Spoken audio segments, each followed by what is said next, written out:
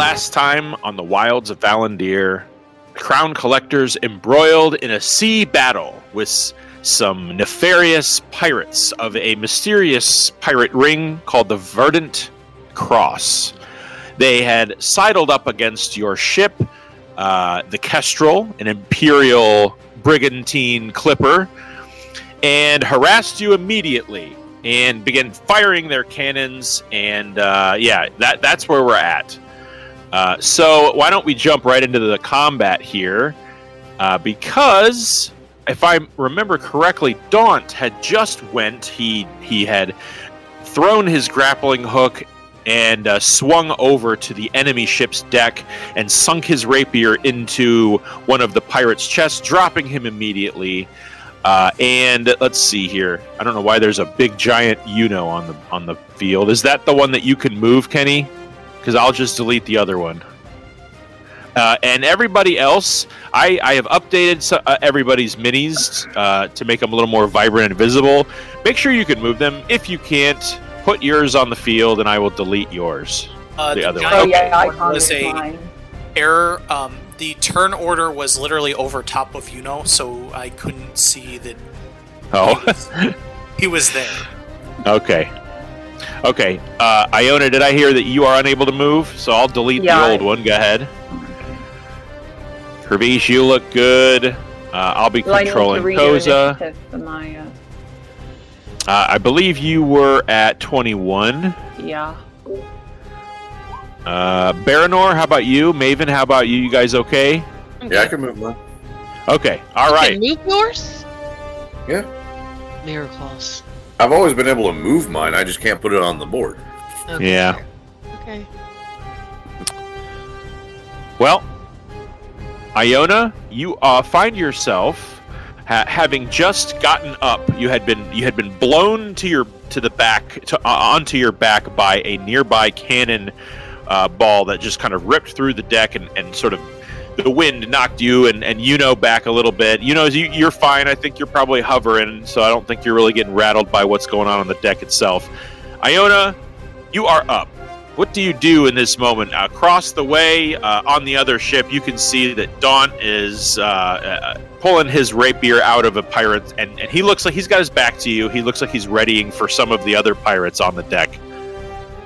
Okay, we've got these 4 on the board. Is there any, leader visible? Or is it so far just sort of regular pirates? So, I'll just need you to scan the deck with a perception check.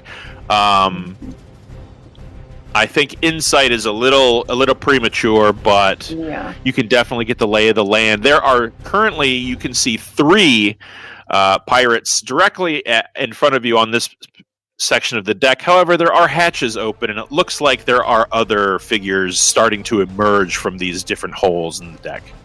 Okay, let's see. For 23, can I see any kind of leader?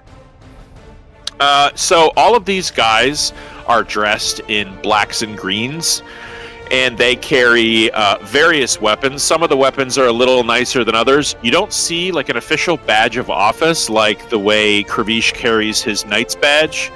I'm going to say that what you see is that this person, this lady, she looks human.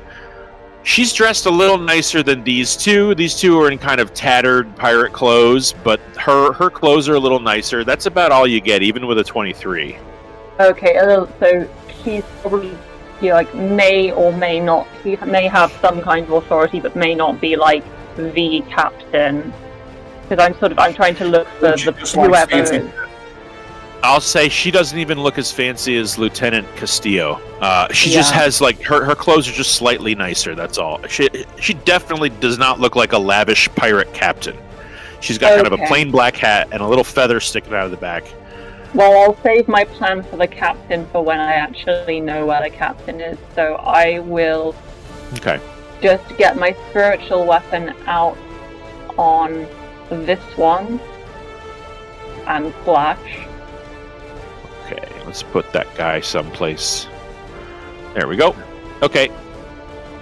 25?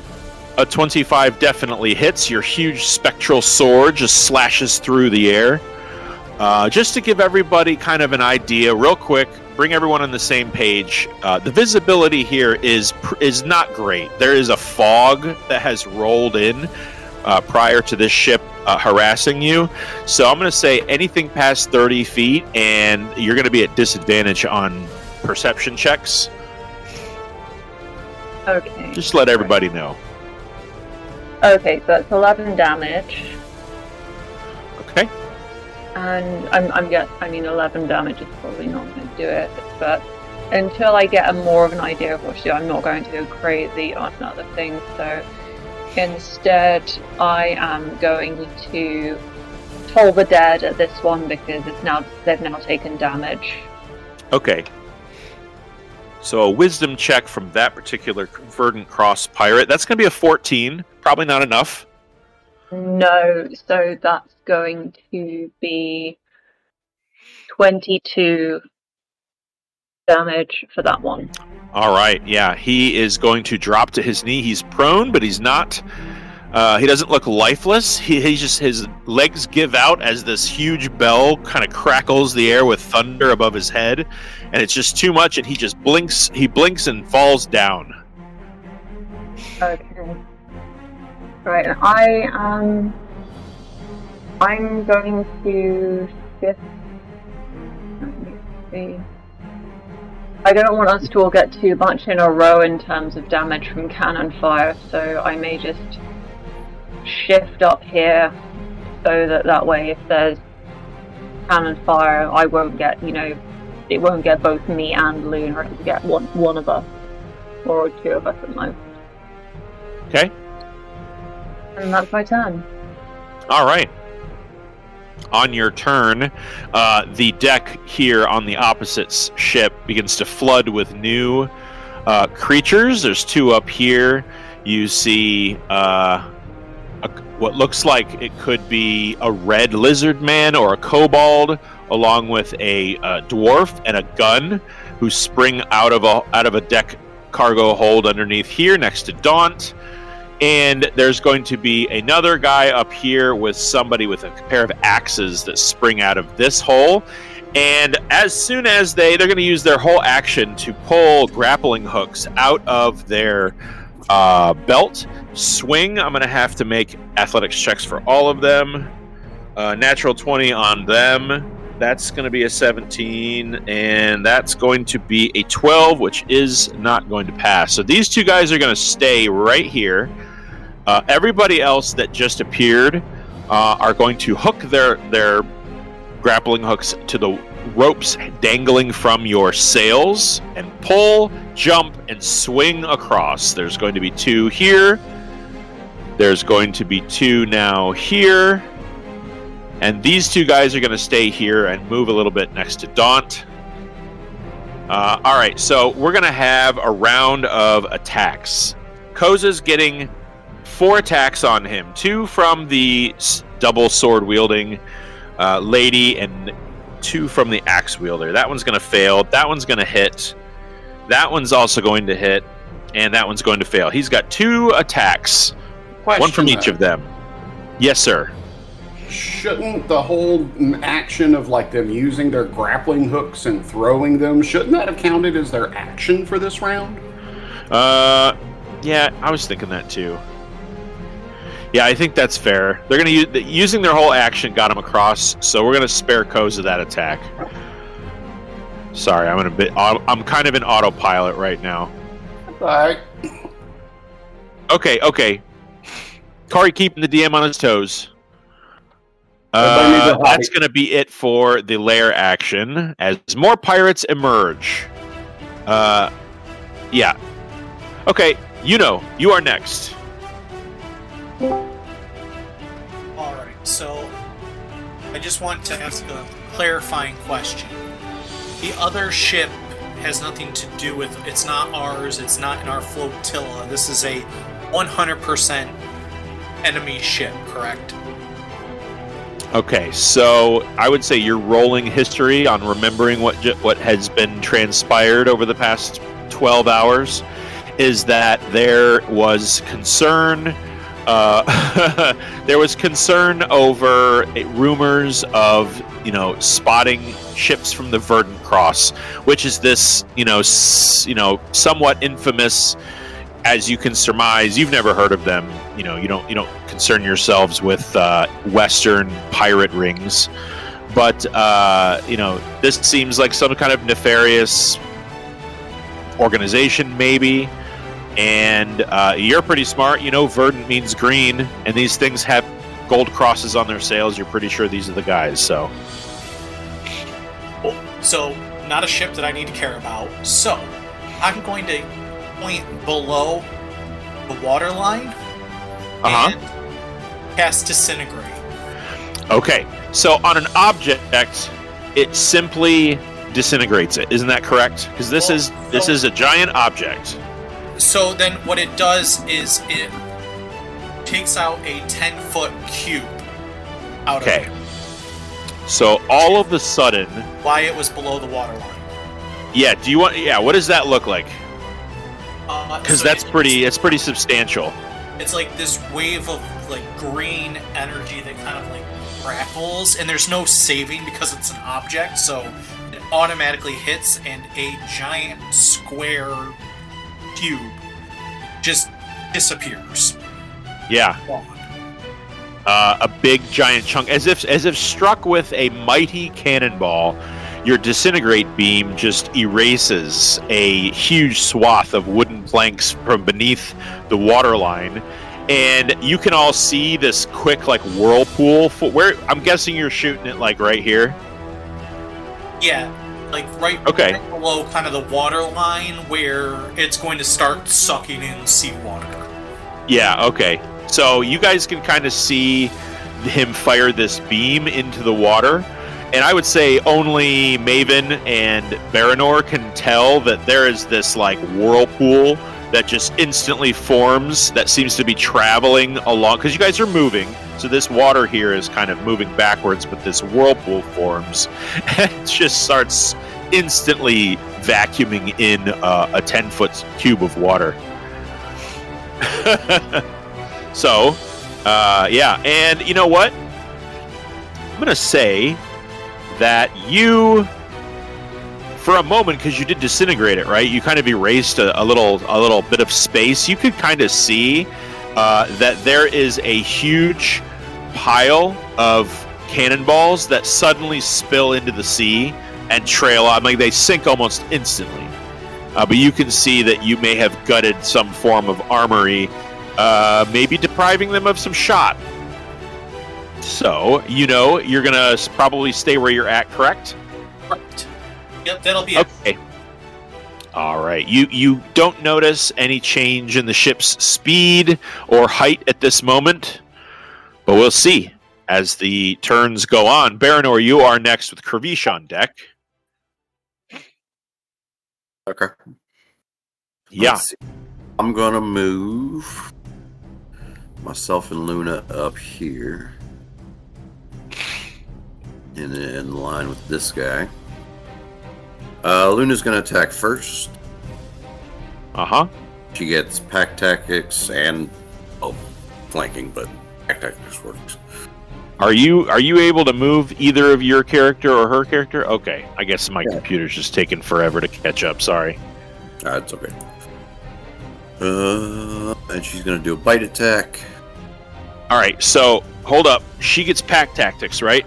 Yes. So these guys have pack tactics of their own, and they can't be flanked or surprised. And I would say your pack tactics are also kind of negated for that. Okay. As these guys are used to fighting back to back. Okay. Shall I roll again then, or just take the 25? No, I'll take the 25. If the second was a natural 20, it just wouldn't count. No, the second was 11. Yeah. Okay. So, bite attack. Is she still infused with fire, or is that not different now? Right now, she is not. She is just her simple, blue glowing-eyed self. Okay. then that was a... How does that look odd? No, 12 damage. 12 piercing. Okay. And then... He's prone. He's proned. Okay. I'm going to have to make them both, because this is actually 2 guys on 1 mini, but... Oh. Yeah, that just means he's prone. Okay. Well, with him being prone, that does give Baranor advantage.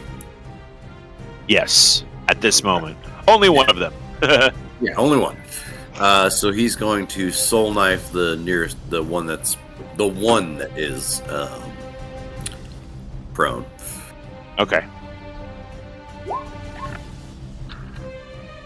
That's a 23 to hit.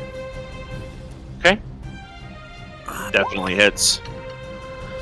Okay, for 7 psychic damage, and then we'll do the sneak attack for the advantage. That's going to be 25 points of damage on that one. All right. 25 plus 12, 37. Yeah, you almost pin him to the ground, but he's still, he looks like he's still alive.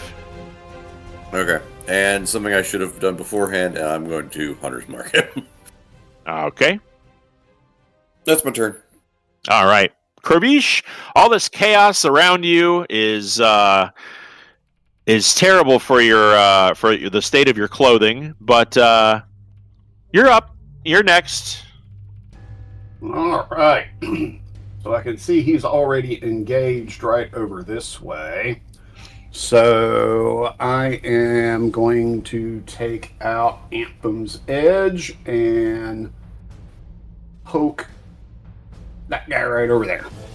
Okay. 16 to hit. 16 does not hit this guy. All right. I'll take my second attack action then. Okie dokie. Nat 20. Woohoo! Yeah, there you go. That'll do it. Yeah. And I'm going to pump a Divine Smite in there too with my bonus action. Oh, okay. Why not? Why not indeed? All right. So now damage for this fucker. Let's see. He gets... There you go. 11 points of piercing damage, 10 points of radiant damage, and then for my Divine Smite, another 11 points of radiant damage. Yeah, so you watch Baranor throw his soul knife down on this guy, pinning his shoulder, this black tabaxi pirate, pinning his shoulder to the ground. And as you step up, you pull your sword and you just fire a torpedo through your sword and stab this guy in the chest. And both of you just witness this guy just kind of detonate with radiant energy, staining the ground under him red and his buddy next to him, and a little bit on Baranor. Okay. Torpedo. Yeah. And now I'm going to come and walk in front to right here. Look straight at the other guy that's standing there and just go, "You next?" You make an intimidation check. Charisma-based intimidation check. 15. Yeah, I mean, he seems pretty shook, but he's got a gun, and so your intimidation is not as high as it would be, as guns kind of give you bad memories. Just fix this. There, 'cause he is not. And that's my turn. Okay. Good to know. Maven, 2 strikes against you from the well-dressed piratess in front of you. One is a 23, the other one is a 27. Shockingly, yes, they both hit. All right, that's just going to be slashing. Okay. That's going to be about 17 points of slashing from those 2 strikes. Okay. This guy right here is going to make a save. He gets a 10. That's 1. And on his turn's over. These two guys up here are going to actually move in this direction. Yeah. One's going to attack Iona. Iona, you're going to have 3 rapier strikes against you. One's a natural 20. One is a 26. And last one is on the nat 20. Okay, let me re-roll that one. Yeah, that's still a 17. That's probably not enough, is it? No, 17 is not enough. All right, and for that third strike, it's still going to be a 25. Okay, so the other 2 will hit. All right, we got 2 that landed, and she's got this dwarf here that she's got this long rapier that she is swishing and swashing and trying to. It looks like she's actually trying to get in between your armor plating. It looks like she's definitely a skilled fighter that is trying to be smart about it, but it's only going to do about 13 points of slashing damage as she gets in between the plates and makes little cuts in the real painful parts of like your shoulders and ribs and stuff. This other one is going to throw her kind of a hammer-shaped hatchet and throw it all the way across the deck at Baranor. That's going to be That's another natural 20. I'm looking right at it. I negate that and make a normal hit. Okay. So for one of these axe attacks, that's going to be 9 points of slashing damage.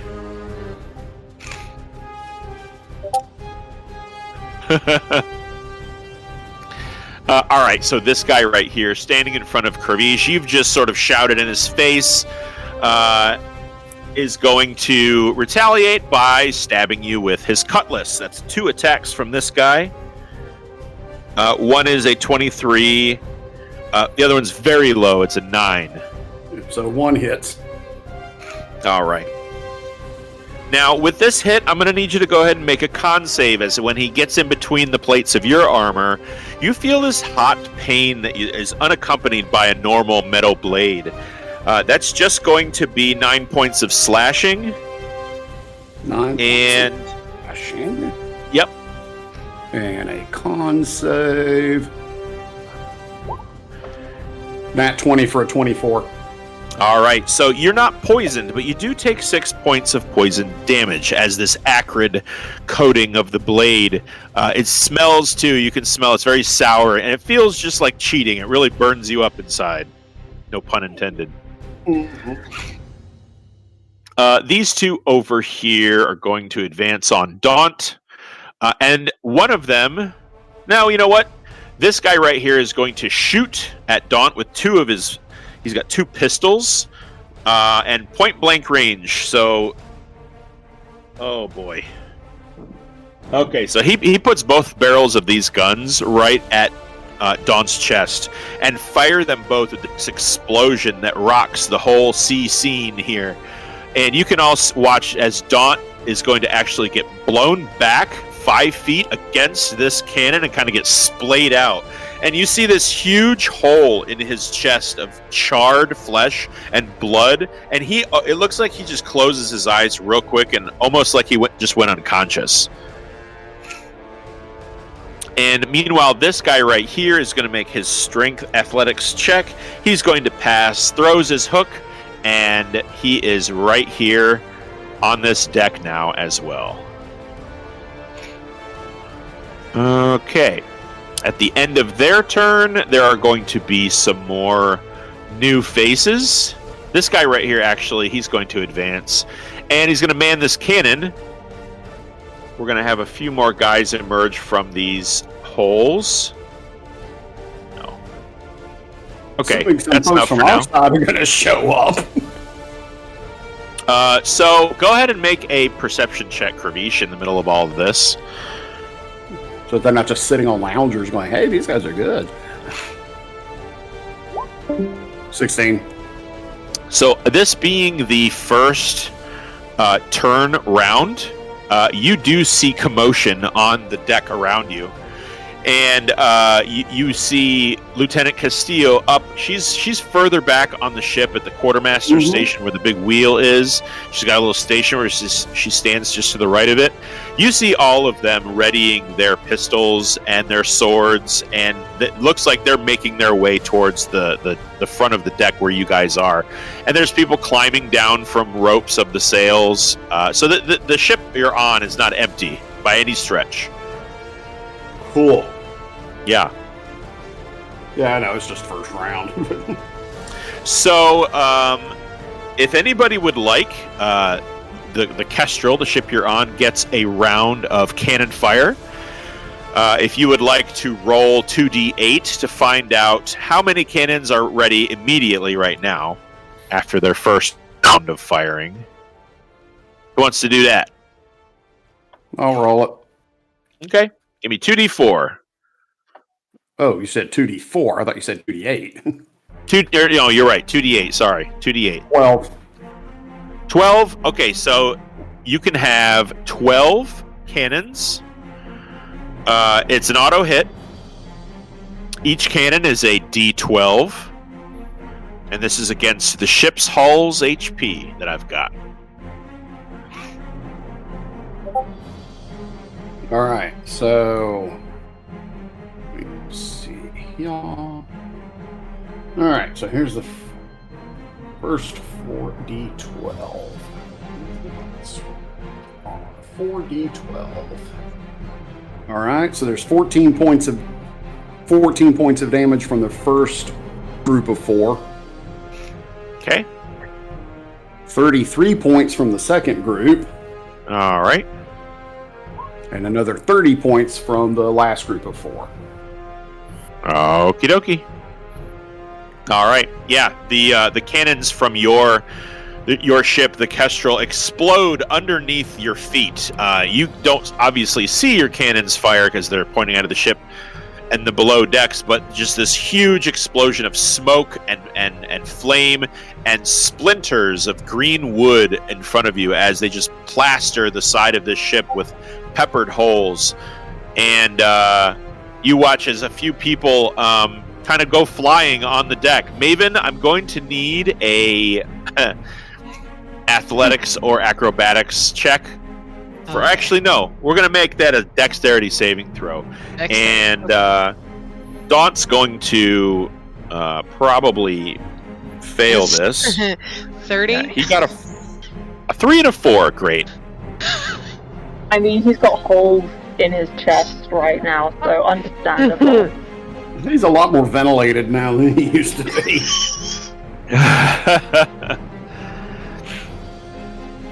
Okay, so what did I get from Maven for that save again? 30. Yeah. So you kind of the spidey sense kind of tingles the back of your neck. The air feels electric as some great chemical reaction is about to explode, and you just jump in the air as high as you can, just in case.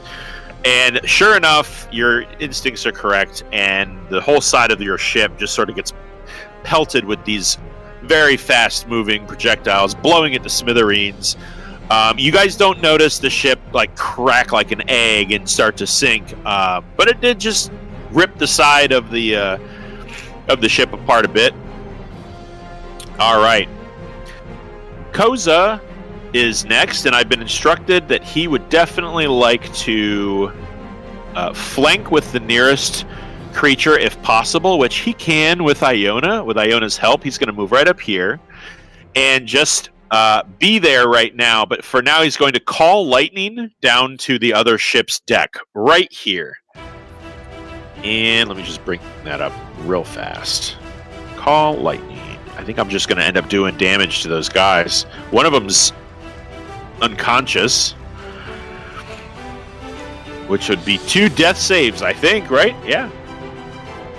Unless it just needs to be on one thing. That's the only thing is the range. So anyway, while I tally up that damage, let's move it on down to the first top of the round, which starts with Maven. You got a 28 initiative. Big shocker. You've currently got a few guys around you. And as you kind of land on your feet from jumping up in the air to avoid that cannon fire, it is your turn next. Okie dokie. I think I will go for the person in front of me. I know I hit one of the people that's around me quite a bit. Is it the person in front of me or the person to, I don't know, the south? This guy, this lady right here? Yeah. Is that the one that I have hit previously? Yeah, you've been tangling with this one. She just stabbed you. Okay. I will hit her about the facial regions. Does a 29 hit? Yeah, it does. She's not wearing armor. She's wearing just like a pirate's coat and an undershirt. It's all frilly. It's a little dirty. Okay, and that'll be 10 points of damage. All right, as you go, are you punching her with your hand or with your staff? My hand. She's going to actually catch your fist with the back of her pommel on her dagger and divert your attack. Instead of hitting her in the face, you actually hit her in the shoulder, and she's going to reduce some of that damage. She's quick. Okay. Does a 27 hit? Yeah. Okay. Definitely. That'll be another 10 points of damage. All right. That damage sticks. How's she looking? I want to know if I need to spend some people. She's taken some. She's got bruising. She's got a little blood trickling from her face now, and her shoulder is very bruised. Owie. Just gave her like a real hard high school Charlie horse. Okay, then I will spend a key point and hit her 3 more times. Yes. There we go. That is a 14. So that's probably not going to hit. No, she's going to, as soon as you try to hit her with that first attack, she's going to again catch your fist with her dagger. But this time, she's going to flip her wrist around, and she's got a little tiny blade at the end of her pommel. She's actually going to pop it right in your cheek. It's okay, because I'm going to use my reaction to deflect attack. Okay. And since it's plus 20, I think that anything that tiny little blade would have done wouldn't do it. No, it would have been 4 points of slashing on your cheek. But yeah, you guys kind of do this little dance of dodging each other's attacks and divert. You seem much more like getting out of the way, while she seems much more like catching and deflecting. So not for nothing, you kind of start, in a way, respecting her game. She's very fast and very kind of good at what she does. Okay, and then 26 to hit. Yeah, yep, that'll hit too. And that'll be 13 points of damage, and then 23 to hit. That will also hit. And that'll be 12 points of damage. Yeah, this one, your second flurry cracks her in the jaw, and your third one, a nice rib shot. You can feel your knuckles like collapse her ribs a little bit, and she just lets out an audible kind of doubles over in pain. She's still standing, but that one rocked her. Okay, and that'll be my turn. All right. Daunt is going to use half his movement to get up, and looks over at you, sees that you kind of got this, so he is actually going to send 2 Eldritch Blasts, one to this guy, one to this guy. Yeah, they're both going to hit big time. And that is 13 points to this guy right here with this green-black, smoky, swirly energy. And 13 points to this guy too. So he kind of does this double shot, and they just kind of impact. And you watch and you see, especially you, Maven, as he kind of centers himself and gets ready for another attack. His chest has this like bloody hole in it that starts to weirdly, creepily stitch itself back together with like this green, slimy energy that the edges start to turn skin color again, and very slowly it starts to heal itself in a weird kind of eldritch way. But that is going to be Dawn's turn. Iona, you are next. With Yuno on deck. Right. So, of the various pirates, first of all, is there still any sight of a leader?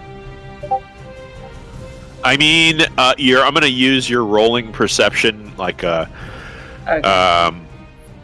a guide, as you've kind of been from across the deck. It's not the easiest to really see, especially these people over here. They're far away. It's still pretty foggy. If I was a cruel DM, I've got a fog screen I could put up, but I'm not going to do that. Okay, in that case, I'm going to do crowd control as best as I can. So, am I correct in thinking that these ones haven't taken damage yet? That would probably be accurate, that they just arrived. Okay. Right. Okay, so first thing, spiritual weapon slash at this one on the left. Okay. Okay, 12's not going to hit, but then I am going to... Let me see. Am I okay to move up here? Like, does that count? You want to stand on the rail? I mean, are there going to be any issues if I do? No, not at all. You are now on the edge, so be careful. Yeah, well, see, the that's ocean lies beneath you.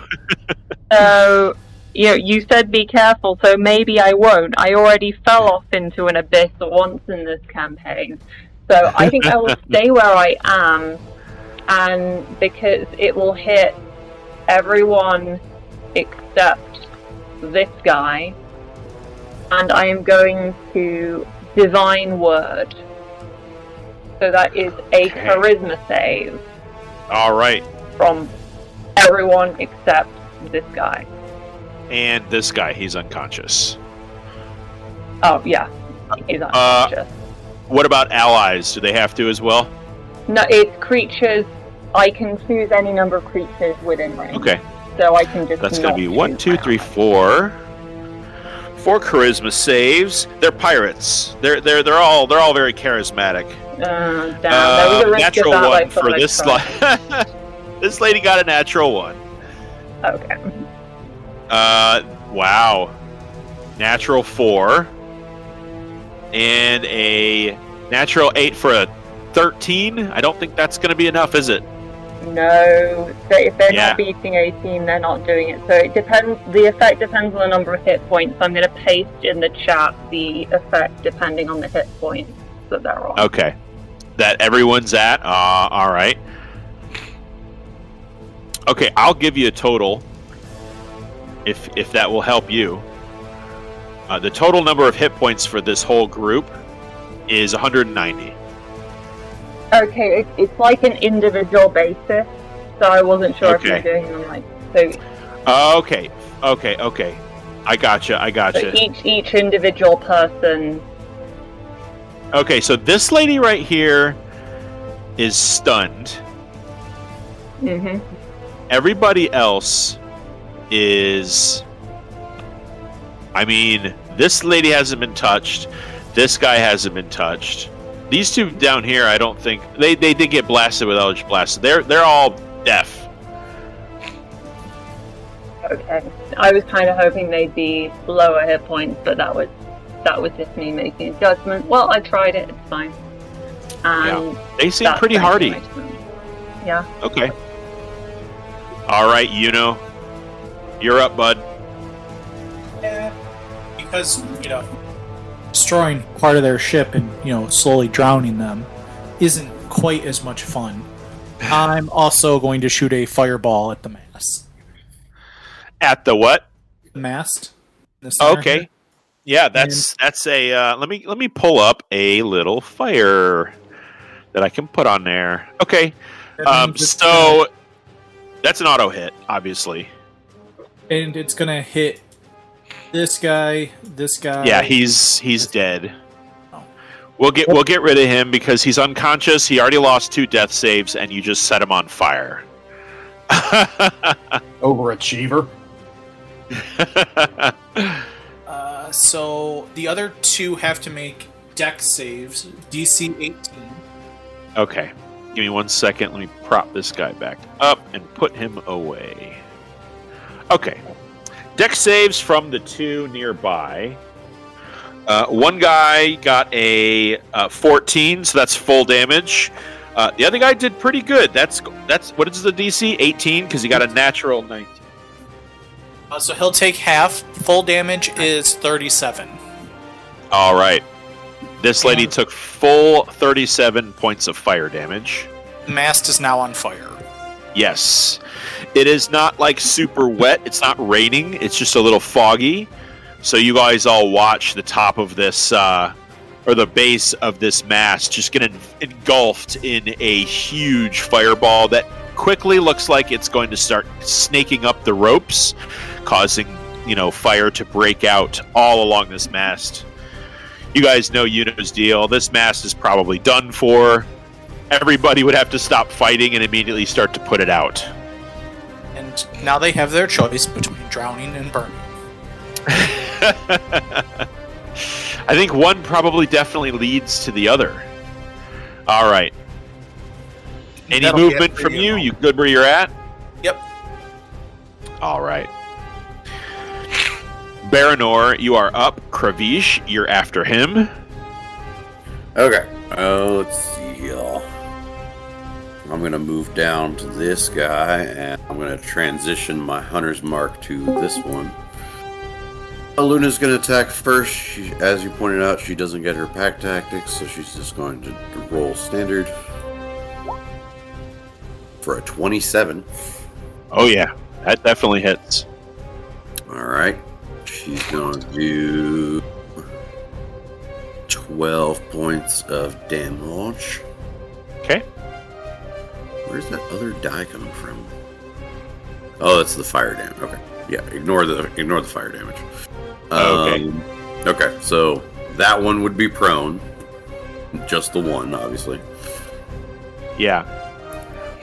It would be, but he can't be knocked prone. He can't be knocked prone? Not when he's with one of his buddies. Okay. Yep. Did that not apply to the other guy? Who she knocked prone before? So that guy got killed. Like, he got hit so hard that he got knocked to the ground. He was already on the ground. Right, because of Luna. Is that what we... Hold on. Yeah, because I rolled with advantage after the attack. You just said they couldn't be surprised or... Oh, yeah, surprise. Sorry. I'm looking at the wrong condition. Yeah. Or Okay, sorry. Okay, so that one is prone. No problem. Okay. Yep, is prone. Let me give him a little big red X. Okay. And I will hit him with the soul knife. For an 18. 18 does hit. Okay. So we're going to go with 11 damage to start. And then with Hunter's Mark, we do 6d6. Alrighty. So Baranor does 31 damage, and Luna does that 12 for 43 points total. Alright, on his back, your soul knife puts this guy out. Like, he just goes limp. Alright. And that's my turn. Okie dokie. Kravish, you're up. Okay. So, both of these guys are gone down here at the bottom. No, not both, just one. Just the guy on the left. Yeah, this guy. Yeah, he's in fact, I'll take that away since he's unconscious. The other guy's good. So I'm going to use my bonus action to Misty Step right here. Okay. And then I'm going to use my action to bring up the Flitty Fairies. So this guy, what does Misty Step say about opportunities of attack on where you end up? Because this guy's got a fighter feat that lets him attack anybody that enters his space. Doesn't say anything about that. Okay. So he's going to hit you once with one of his daggers. That's going to be a 22. Paxton would have something to say about that. Yeah, it just says you teleport 30 feet to an unoccupied space you can see. Yeah. Okay. So as soon as you get there, this guy stabs you right in the chest with a 22 on his dagger. Yeah, that hits. Yeah, he's going to do you for 6 points of piercing damage. All right. Well, and you now have a hole in your chest, but at least you can act. So I'm going to go ahead and cast Spirit Guardian at 5th level. So that's a DC 17 Wisdom save for these guys. The one guy got a 17. And hold on. Yeah, okay, sorry. That guy got a 17. This guy, he did not pass that one. And that guy got a 19. Okay, so 2 of these guys, what would you say, 16? Yeah, it's a DC 17 Wisdom save. Okay, so they all passed. Except for one guy. No, okay, this guy failed. Yeah, so 21 is full, 10 is half. All right, and I'm going to shrink your thing now, just so that it's the right size. So you're not actually a tiny little dwarf. And let's see. I think they're also slowed. Yes, they're all their speed is halved while in this area. Okay. I am going to this guy. Hold on. That's just 21 radiant, nothing added. Yeah, that's it. Okay. All right. This lady right here drops. She's unconscious. Maven, this lady just drops right in front of you, to her knees. Kick her in the face. All right. All right. Anything else from Kravish? No, that ends my turn. Okay. So each of these guys have 2 stab attacks. They're both going to hit you, Kravish. One is only an 18. The other one, however, is a 26. 26 hits, 18 does not. Okay. The one that hits you, that's going to be 19 points of piercing damage. Ow. Yep. I'll take a con save from you, while this lady right here is going to use her athletics. Point of order after 24. All right. Point of order, Maven. Sunny is on the field, so I would feel remiss if I didn't let Sunny go. He's way up here.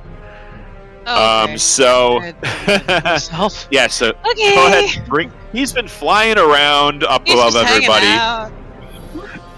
And I'll say this, he saw that the mast got caught on fire. It really got his attention. So he's going to head down and see if you want any help. Okay. So after I'm done with my turn, you can't move him? Okay. No. I'll figure that out.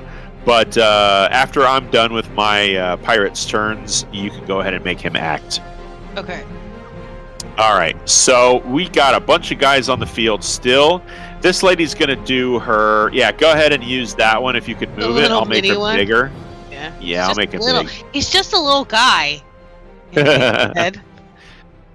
All right. So she's going to step to the edge here, pull out her grappling hook, make an athletics check. She's going to pass it.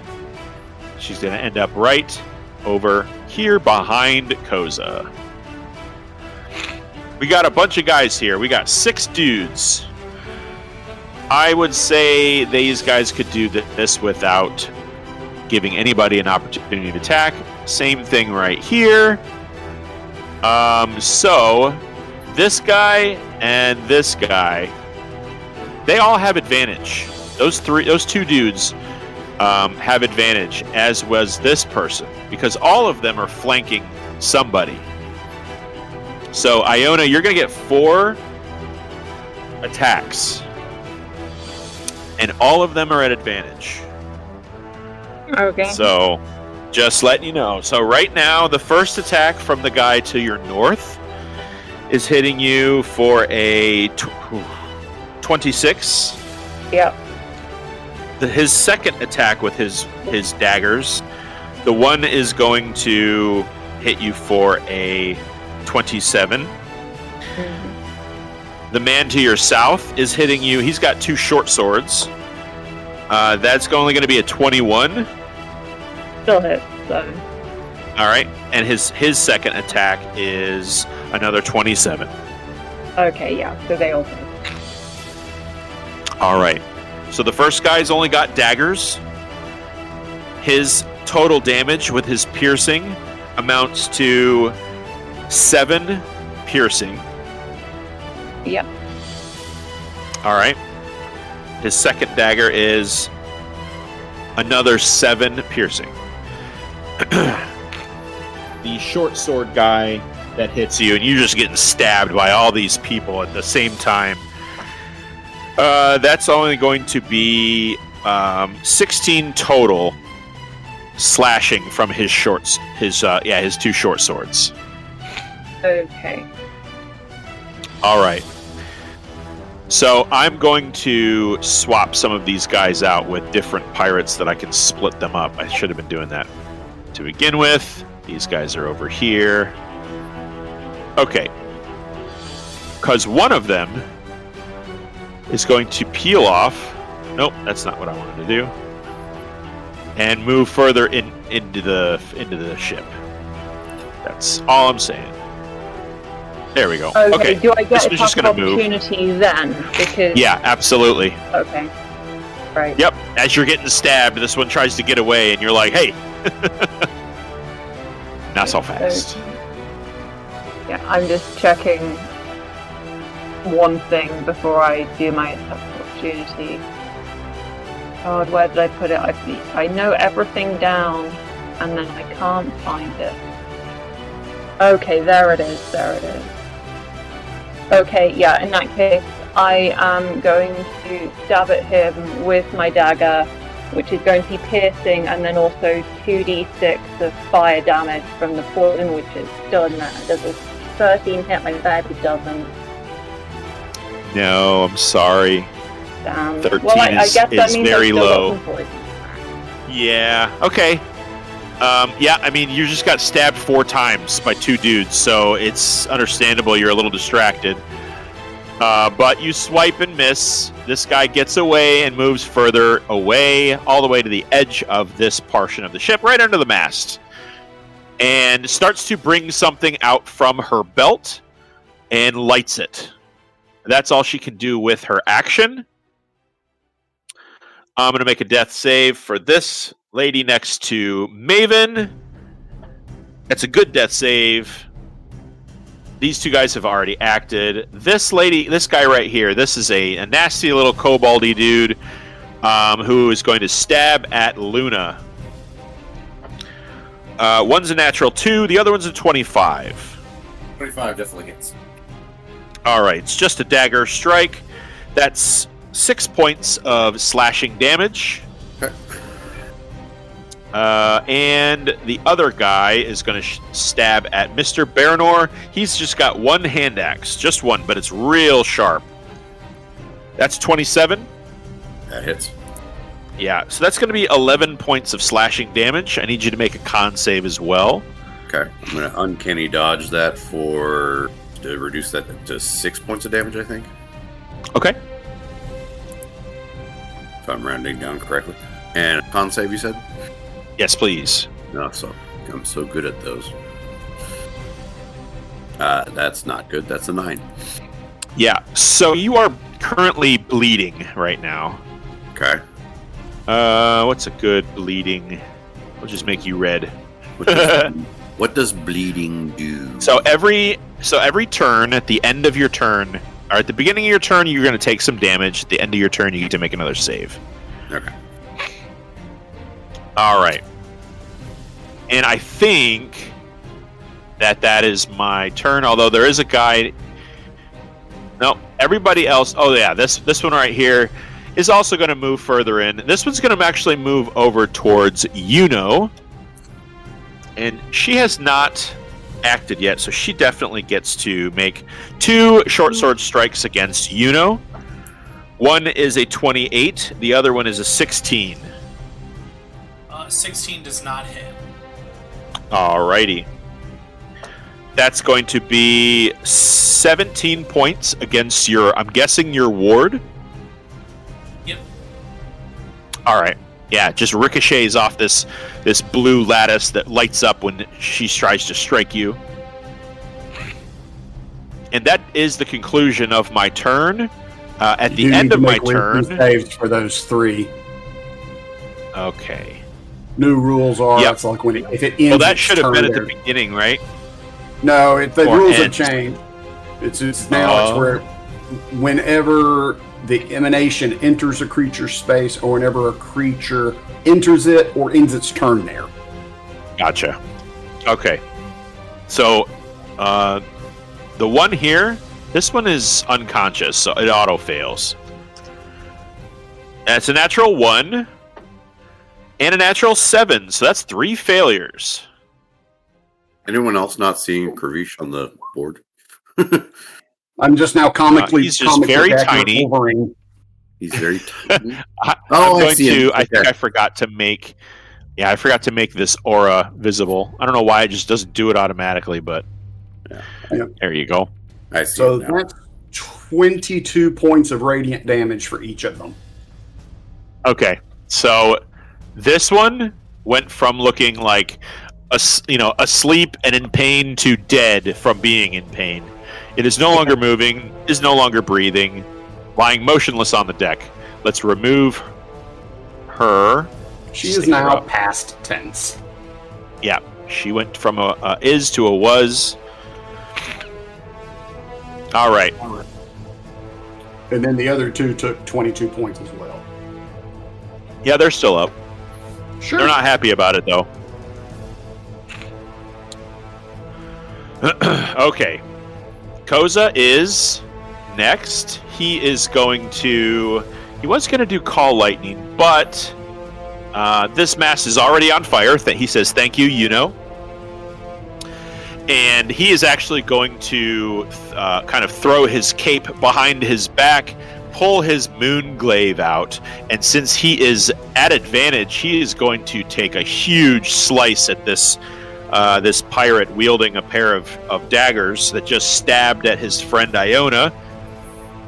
So he's going to take a nice big... Actually, let me just pull it all up, because I can control him, which is cool. All right, I don't think I have this at... Oh, here we go. Advantage and... Moonglaive. Moonglaive, go. Yeah, a 20 will hit. He sticks this guy hard in the shoulder with his giant moon-shaped sickle-like long arm. And what the hell, he's going to pop his spiritual weapon out as well.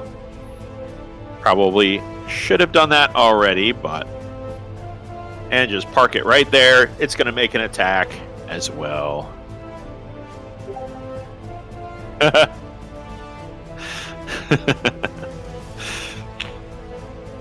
Oh, here we go. I just got to do this. Where is his spiritual weapon? Whose?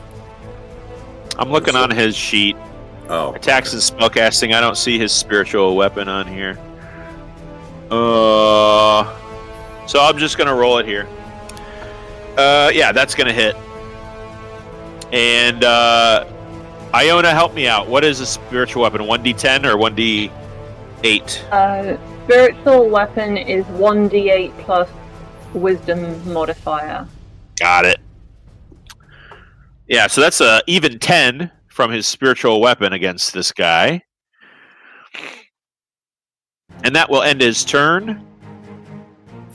Just want to throw something out there as a point of kind of reference.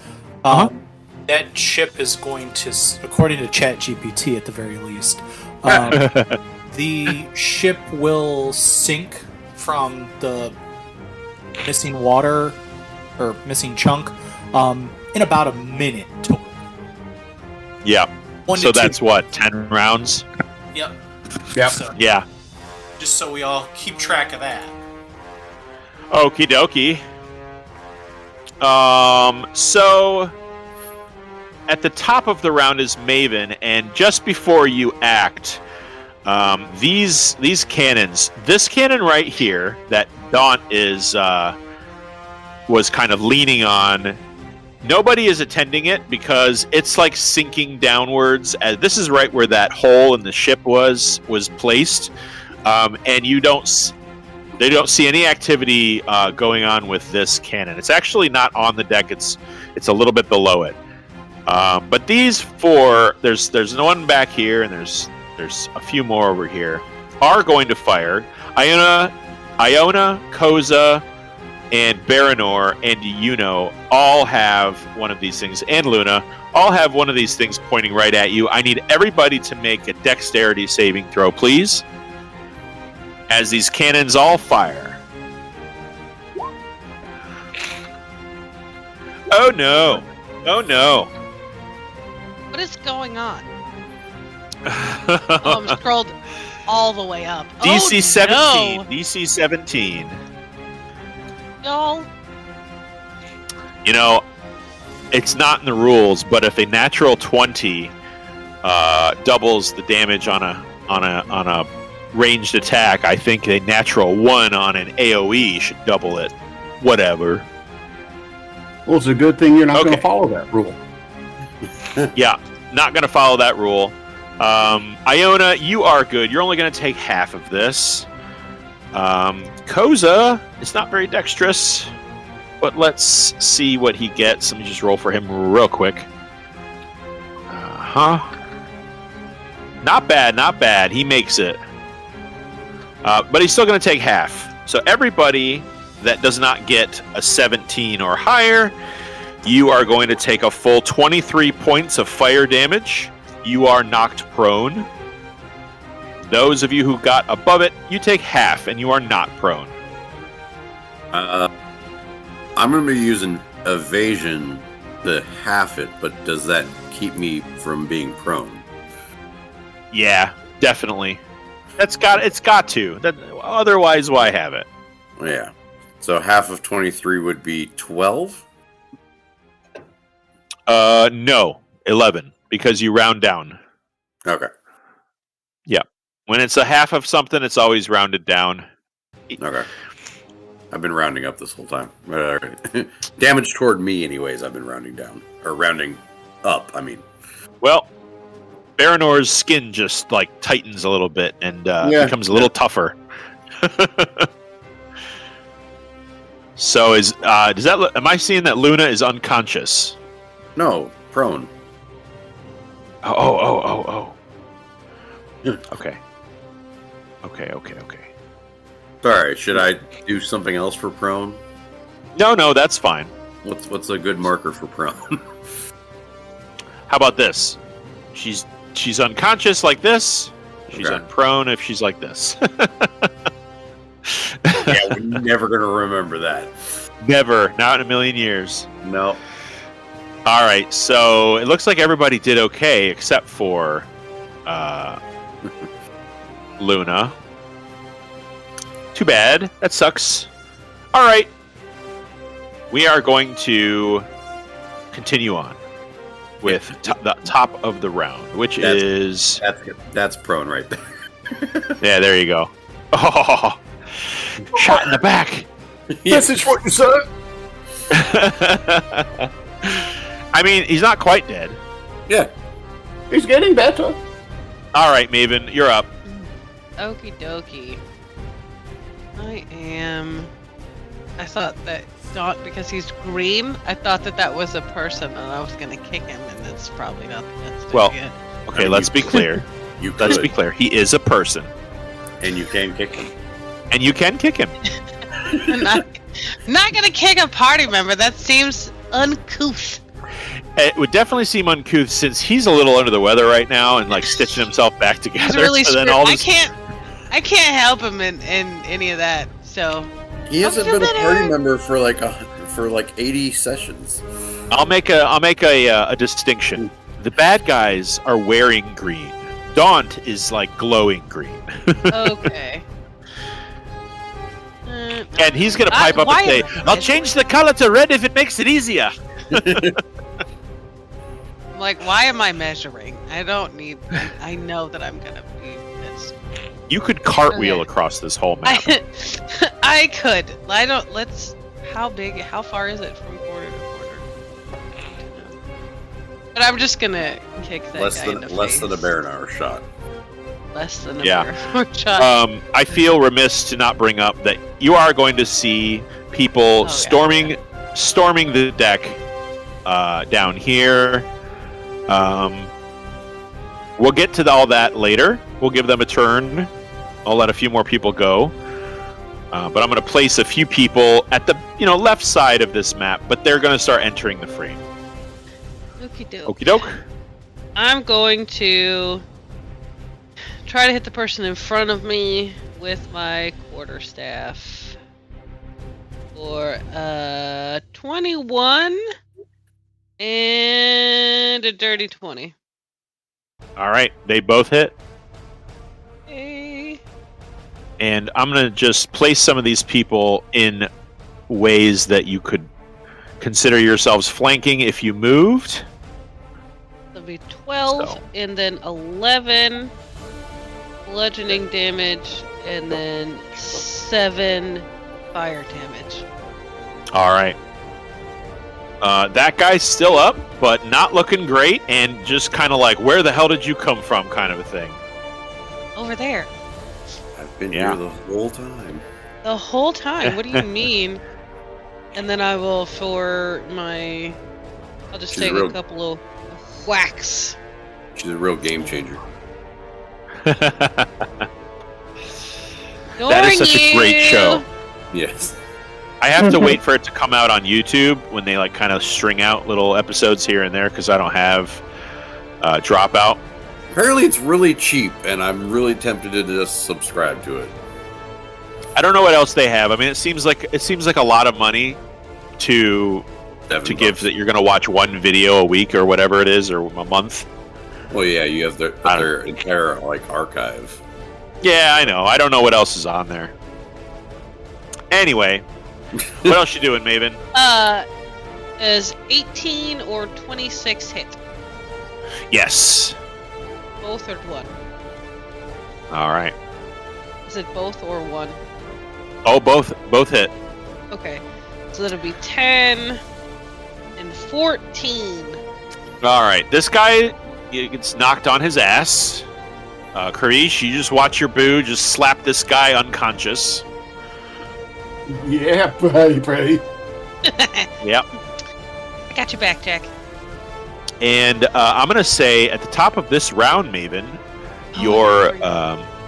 your roving perception notices that the deck of your ship that you're on, you look over at where everyone else is on the Kestral, and your deck is lower than that deck. Oh, fun. Just by about like 3 or 4 feet. Not terrible.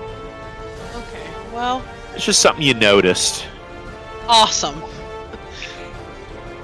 Sunny's turn, and he's just gonna go do and go right over in that general vicinity. Okay. I need Sunny. Let's bring him to the front. Actually, he's not going to be able to share their space. Yeah. So you can leave him. You can either put him down here or up here. Okay, I'll go down then. Yeah, he's large. Okay. So like there? That's fine. Okay. Perfect. So he's gonna take a multi-attack, and he's gonna try. And the green people are the bad people, and the kind of bluey people are the good people, right? Yep, but I'm gonna need you to roll an insight check for him because they both look like pirates to him. He don't know which one's which. Fabulous. Let me try to see if that's. Let me go to the pinned message. I don't know. Okay. So would it just be like a straight wisdom roll? Well, you would. He's not proficient in insight. Okay. No, absolutely not. Okay. So, he believes that is wisdom. Okay. Roll high. 20, not a D8. 10. Okay. So, I feel like I have to at least be fair to the universe on a roll like that. I need you to roll a D2 or flip a coin to see if he's going to know which is which. Bad Sonny, put him down. I mean, he lands and just swipes at the nearest thing to him, really. So that's like, I rolled a 1 on a D2, so... I would say I was just going to say, 1, he figures it out, 2, he does not. So, he's good. Good. Okay. It really could have gone either way. For the bite... Oh, he does shittily. That's rude. 15. Yeah. This lady, as soon as you land on Earth, they're not all ladies. We'll call this one a dwarf. Sees Sonny land right in front of him, and as he goes to bite, he just sort of like dodges to the left with his sachet of his hips. Are you insinuating that a dwarf can't be a lady? Oh my god. I am not. I'm saying this icon is very agender, and I'm just making it all up on the spot. So get off my back. Yeah, she's not a lady. She's a dwarf. And then like, huh? 17 plus 6 is 23? Yes. Yeah. Okay. Definitely. Cool. Love that. So intelligent. Woohoo! And that'll be. Why is it always 8? It'll be 14 points for a claw attack, and then his tail. Can we stop it? We'll go after the guy behind him. All right. And that is 16. He rolled real well. Yeah, well, a 16's not going to hit him, though. No. And unfortunately, he'll just try to look intimidating. You know, yeah. He's a big giant dragon. He's a big giant white and gold lion gecko. He's a tiny baby. Okay. Yeah, he's real tiny. To be clear, the deck is now very cramped. There is a very large porcelain white and gold lizard on the deck of a ship. He's a baby. All right. He is indeed. On the end of Sonny's turn, you're going to see some people emerge from this hole. They're going to take a wisdom save. Both of them. And one more over here who is outside of that range. Actually, we're going to give this mini a rest and use a doubler. Doink! Alright, let me do that real quick. 2 wisdom saves for Corey's damage. One's a natural 20, the other one is a 16, which I don't think that passes your DC, does it? 16? No, and Silvery Barb's on the nat 20. Okay, let me roll that again. That's still pretty good. That's a 17 for it. That still misses. Alright, roll the damage for both of them, and they'll just absorb that. As they climb up from a stairwell down below and instantly start fizzling from these fairies just attacking their face. They need to make their saving throws then. Didn't they do that already? Yeah, they just did. Ah! Okay, well, sorry. My brain just decided to temporarily check out. Let me roll the damage then. Nope, they take full damage.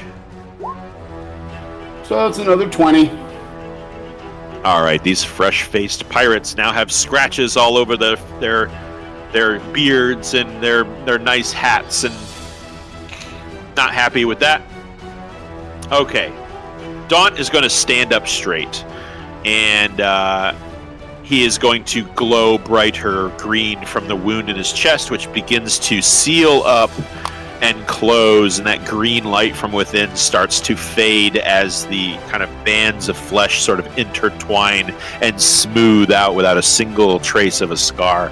His eyes remain dark green as a blackened smoke sort of drizzles from the edges, and he's going to bring his hands forward towards, I'll say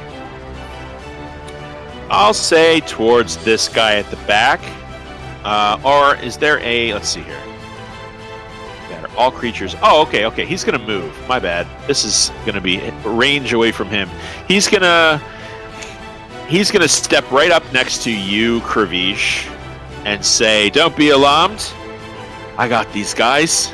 And he's going to hit everybody in here with these greenish-black octopus-like tentacles, little suckers on the bottom, are going to erupt from his torso and start waving about and grabbing all of these guys. And he's going to cast Arms of Hadar.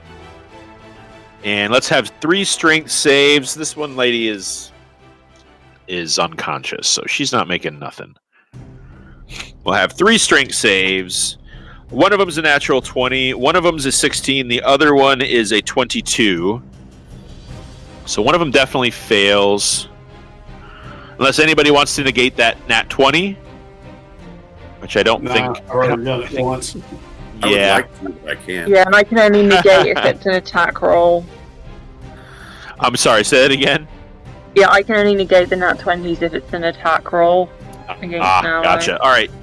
So they're going to take 14 is full, and I think it's a sucker save. Oh, no, it's half if they pass. All right, so 7 on a pass. Okay, so this, I'm going to say that... Oh, I got to move Koza. This guy right here, really not looking great at all. These two still look pretty good, although they just took a crap ton of damage right away as soon as they showed up. That's going to be Daunt's turn. Because I don't think... No, he doesn't really have any bonus action stuff. So that's going to end his turn. Iona, you are up with Yuno after you. Okay, right. Well, this woman, she was holding something, right? Or he was holding something. Holding something? I think you mentioned one of them holding something that was sparking. Yes. They're not holding it anymore. But they lit something and did something with it, and you were not paying attention to... Oh, no, you did hit them. I'll say that you saw them pull something out of their pouch, light it, shove it into the inner workings of the mast base, and then just kind of stepped away and drew their sword. That's all you saw. Okay. Since you did do an opportunity of attack, I'd say you were paying attention. Okay, in that case, I'm going to shout to this ally that they did something in the mast, because I doubt I can really get past Sunny with all the people around, just so that an ally knows this. And then, because she is messed around, so now she's going to find out, I'm going to slash at her with my spiritual weapon. Okay. I'd also like you to make a persuasion check. This is not to see if you convince her to check, but how detailed you're able to make your order to her. Right, persuasion. Yep, see if you guys she can hear what you're saying enough in all this chaos. 14. 14? I mean, the best you can do is just sort of divert her attention to the base of the mast, and you see her vision. She locks in on something going on there. It looks like her attention's focused away from the person in front of her and to something going on around them. So maybe that was a success. Okay, hopefully she can deal with that when she gets a chance. For a 19, do I get this one? Yeah, definitely. Okay. So, that is 12 force damage. And then for my action, I am going to Spirit Guardians. Because all right, there are so many people. There's just so many people. So many of them. 1, 2, 3. It's gonna get everybody. So 1, 2, 3, 4, 5, 6. 6 wisdom saves. All right. Yeah. So that, I don't have enough d20s out right now, so I'll do 4. All right, one is a natural 19. The other is a 20, or dirty 20. That's a 16, and that's a very low roll at a 13. Let's do 2 more, which will be these bottom 2. How did these 4 do up here? Sorry, I didn't catch what you were. Okay, one's a dirty 20. Yeah, one's a 19, one's a dirty 20. The other one is a very roll low of a 13, and the other one's a 22. Okay, so I think that's one failure, but they still take half. They only got 12 on the damage, but hey, they're kind of stuck with it. Yeah, and well, I got to roll for these 2 at the bottom. That one is only an 11, and that one is only a 15. Oh yeah, that's gonna fail. Okay. So they are going to distribute that 12 or 6 damage, radiant damage, amongst them here. Or not distribute, but take all that damage. All right. Okay, and then that's going to be my turn. Okay. You know, you got a couple of allies around you. I'm going to say you're pretty smart. You know that they're wearing like blue coats and they've got like yellow feathers on their hats and stuff. They don't look hostile, and they're not going after you. They're going after members of the Verdant Cross. So I'm going to cast invisibility on myself. Okay. I'm going to Misty Step up onto the mast out of the range of everybody. Okay. How far can you get? 25 feet. All right. So you were where? Here? Yeah. Okay. So you're going to be able to get to the mast and then 20 feet straight up. Got it. Okay. So I'm going to need you to I'm going to need you to cast athletics. No, I need you to give me a strength saving throw, because 20 feet up the mast, it's just ropes and the mast itself, and there's nothing really to hold on to. So let's see if you can grab hold of those ropes and hang on. Strength, or would it be like acrobatics? Well, it'd be... Yeah, I would say... No, it wouldn't be acrobatics, because you need to be able to hold yourself up. You're basically just dangling on these ropes like vines, so... So, that would be a 19 minus my strength modifier, which is an 18. 18. It's still enough. That's a very good roll. So you guys watch as disappears, and no one notices this because he's invisible. But you kind of appear above you and rapidly grab onto stuff, and you less grab the ropes and are more tangled in them. But you are now suspended above everyone, and no one knows you're there. That will be it for me. All right. Baranor, you are going to take... you're going to lose 17 points of vitality. Oh, my God. As you bleed. You bleed from a gaping wound in your leg. Okay. What would you like to do? So this one is unconscious on the ground? Who's that? This one. No. That's the one I dispatched earlier? Or is it... Okay. Let me swap them out and give you... I'm going to put this guy over there. Just for a little variety. Okay. Well... Okay. Yep. Oops, that's Luna. There we go. Okay. Okay. So this one's just unconscious then, or going through death saves and whatnot?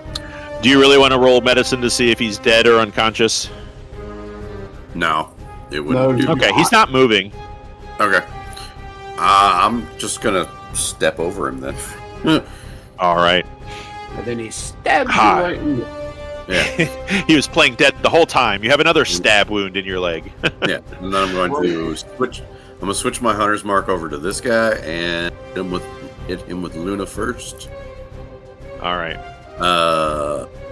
Does he still get resistance to pack tactics because of his buddy who's on the ground? Okay. He does not. All right.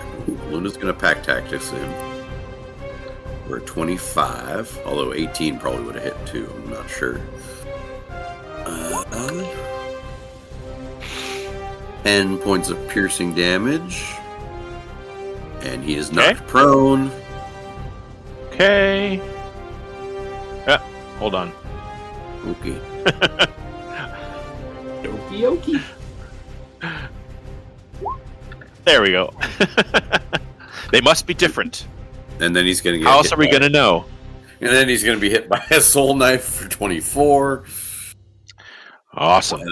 Going to roll. That's 8 psychic damage, followed by 19 sneak attack and hunter's mark damage. So that's 19, 27, 37 all total.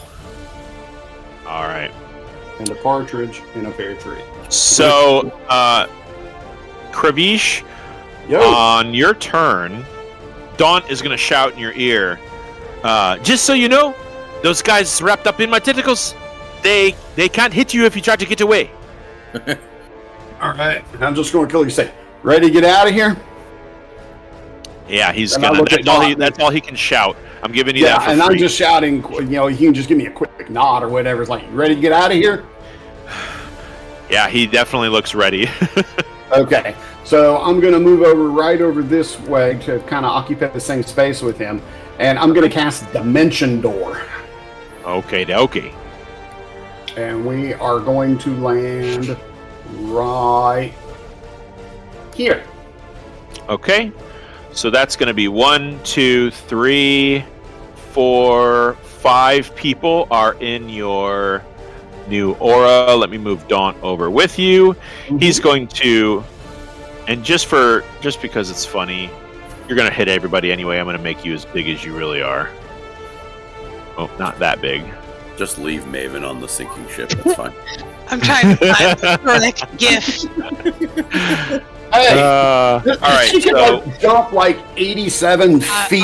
Like she I could think it cartwheel may be there, like I aura said. bigger as well, but the Spirit Guardians is showing at like 20-25 feet now. All right, I got 2 19s, a natural 1, and a 25 on that whiz save. Okay. So again, everything below 17 failed. Yeah. All right. And so as far as damage for that,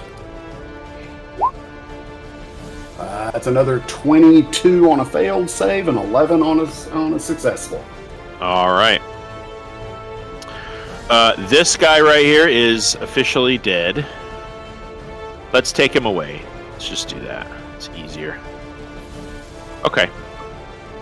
Bravo. Daunt is going to be very grateful, and you see him immediately look across the field, like zeroing in on like where Iona is. Okay. Anything else, Kravish? Let's see. Bonus action. What have I got that I can do for bonus action? I am going to go ahead and toss Daunt a third level healing word. Okay. So he gets 20 points back. Okay.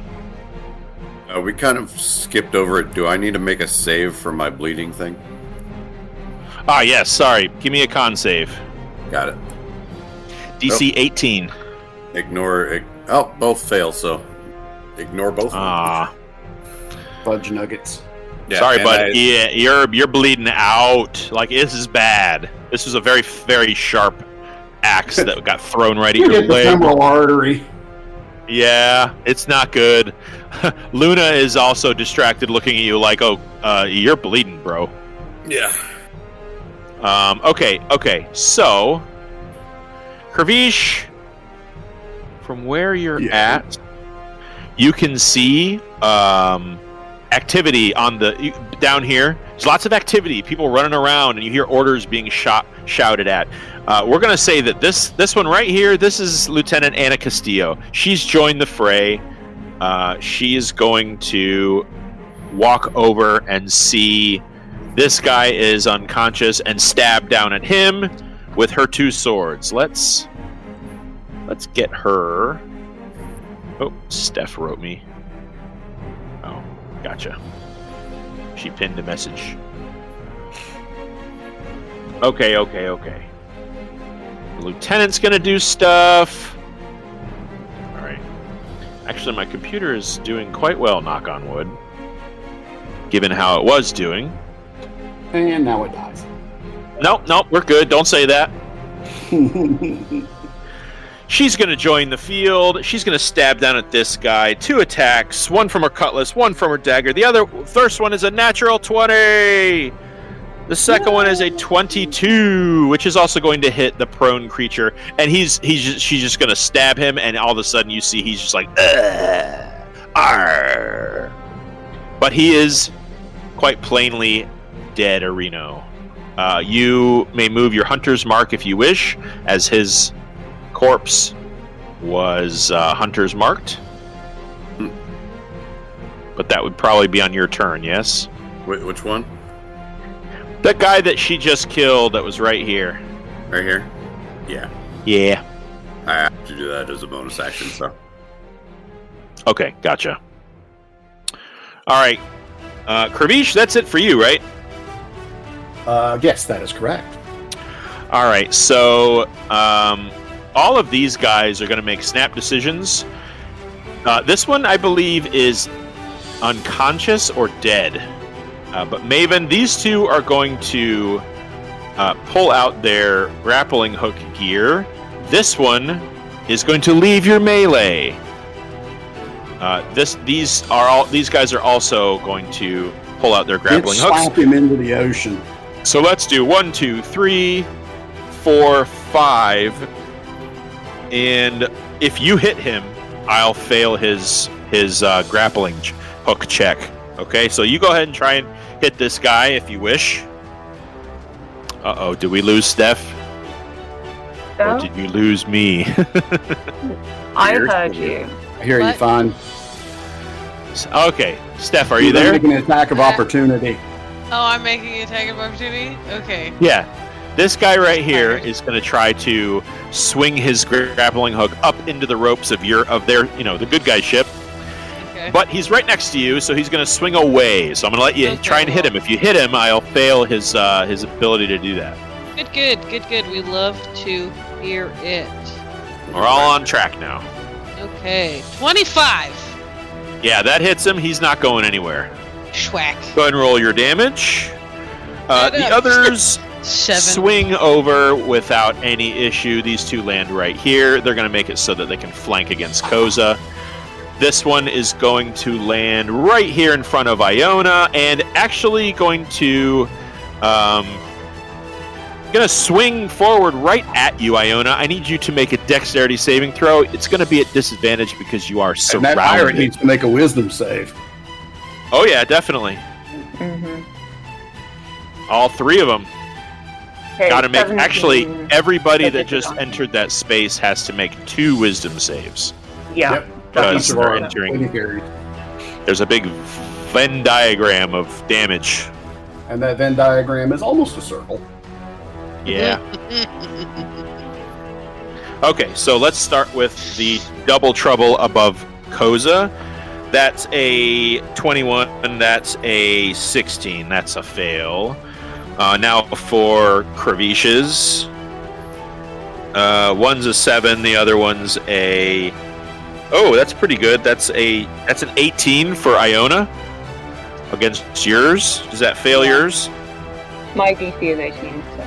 My DC is 17. Okay, so all right, gotcha. Okay, so I think both of the ones against Kravish failed. Oh boy, it's a lot. That one's a natural 1, so the other one is a 19 against Kravish's. This one is going to be fails both. This lady right here, natural 1 and a natural 19. So fails 1, but passes Kravish's. So this one right here fails both. Okay. Roll your damage, and I'll apply it to my little numbers here.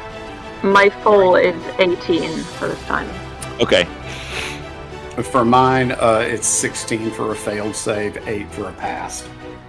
Okay. So, what was your dexterity save? It's a 19, okay, or 17. So it kicks you, but you're able to kind of like absorb that a little and keep her from swinging all the way over you into the ship. So they're actually going to be sort of teetering on the deck itself. But that's all right. Mm-hmm. No damage taken there. Okay. So we're going to deal with the folks that are attacking Koza first. That's going to be 4 attacks, all at advantage. First attack is a 25. Second attack is a 23.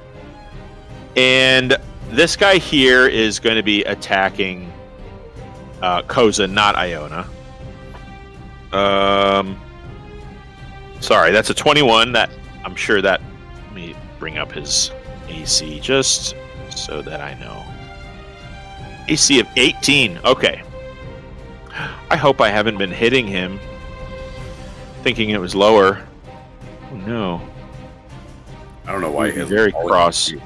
Why isn't wild shaped into something bigger? Because he wanted to hit something with his glaive. Okay. All right, so that one's also 26. Damn it. Yeah. All right. 3 of these attacks hit. So he is going to take 21 points of total slashing damage against Koza. I don't know why it's not letting me. Oh wait, I know why. My numlock is on. There we go. Okay. Just adjusting his hit points. Koza's looking about half bad. He's not looking good. He's got pincushion stab wounds all over him. They're getting around his wood armor. It's a big problem. All piled. Yeah, but the one that just jumped in front of you used her action. This one right here is actually going to attack the Kestral sailor and not Iona. So it looks like Iona, you sort of made out without getting hit.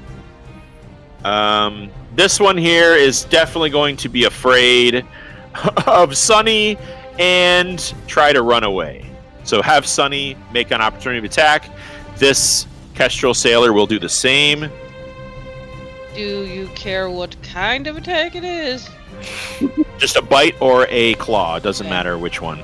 It's probably not going to be a tail. Probably not. Yeah. A D20 roll. Dirty 20. All right. There's the bite. D10. 6 plus 11. That'll be 17 points of damage. Nice. All right. Take a bite at a crime. No. I'm going to say that Sunny captures this pirate in his mouth. What do you want him to do with him? Shake him like a dog. He has his favorite squeaky toy. We know exactly how this looks. I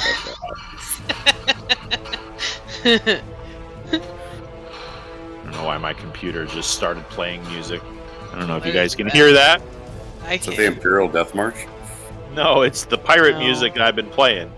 Yeah, it's swapped out of the session on Discord and went right out of my computer. Anyway. Anywho. Anywho. All of these. Oh, now my computer decided to really just be slow. Awesome. You see this guy here, Maven. Mm-hmm. Right. This guy here, Maven. Mm-hmm. And pretty much this new person, Iona, that's kind of standing over you with their sword out, as well as this one, but not this one. This one's still, and these two guys up here also are also kind of not being affected by this. All of them they stop what they're doing, and they grab hold of their throats. They drop their weapons and they start choking. They start looking up. You notice that their eyes begin to roll backwards. And above your head, you hear a voice shouting.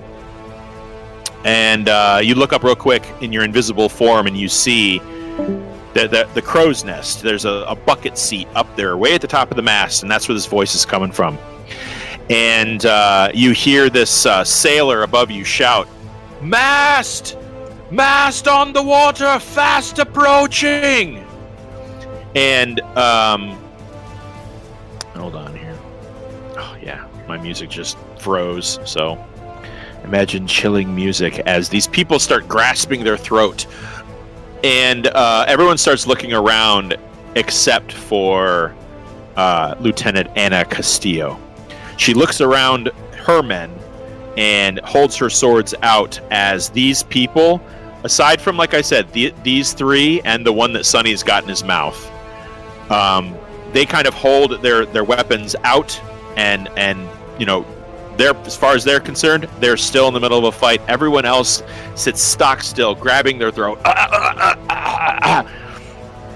Lieutenant Castillo approaches Daunt, Baranor, and Kravish right over here, and begins to sheath her swords. Oh, Noah just arrived. Yay! He'll be on after the half. Sheaths her swords and leans in as this chaos begins to settle in a creepy way, with these people just holding their throat. You see a masted ship start to pass between the fog grows very thick, and the smaller ship kind of comes in between these two ships around here and stops. And you can hear commotion on both decks. You hear a clattering. There's a couple of hooks that emerge from the fog and latch onto the deck. And 5 or 6 huge, imposing anthropomorphic animal folk. There's an alligator folk. There's a bison man.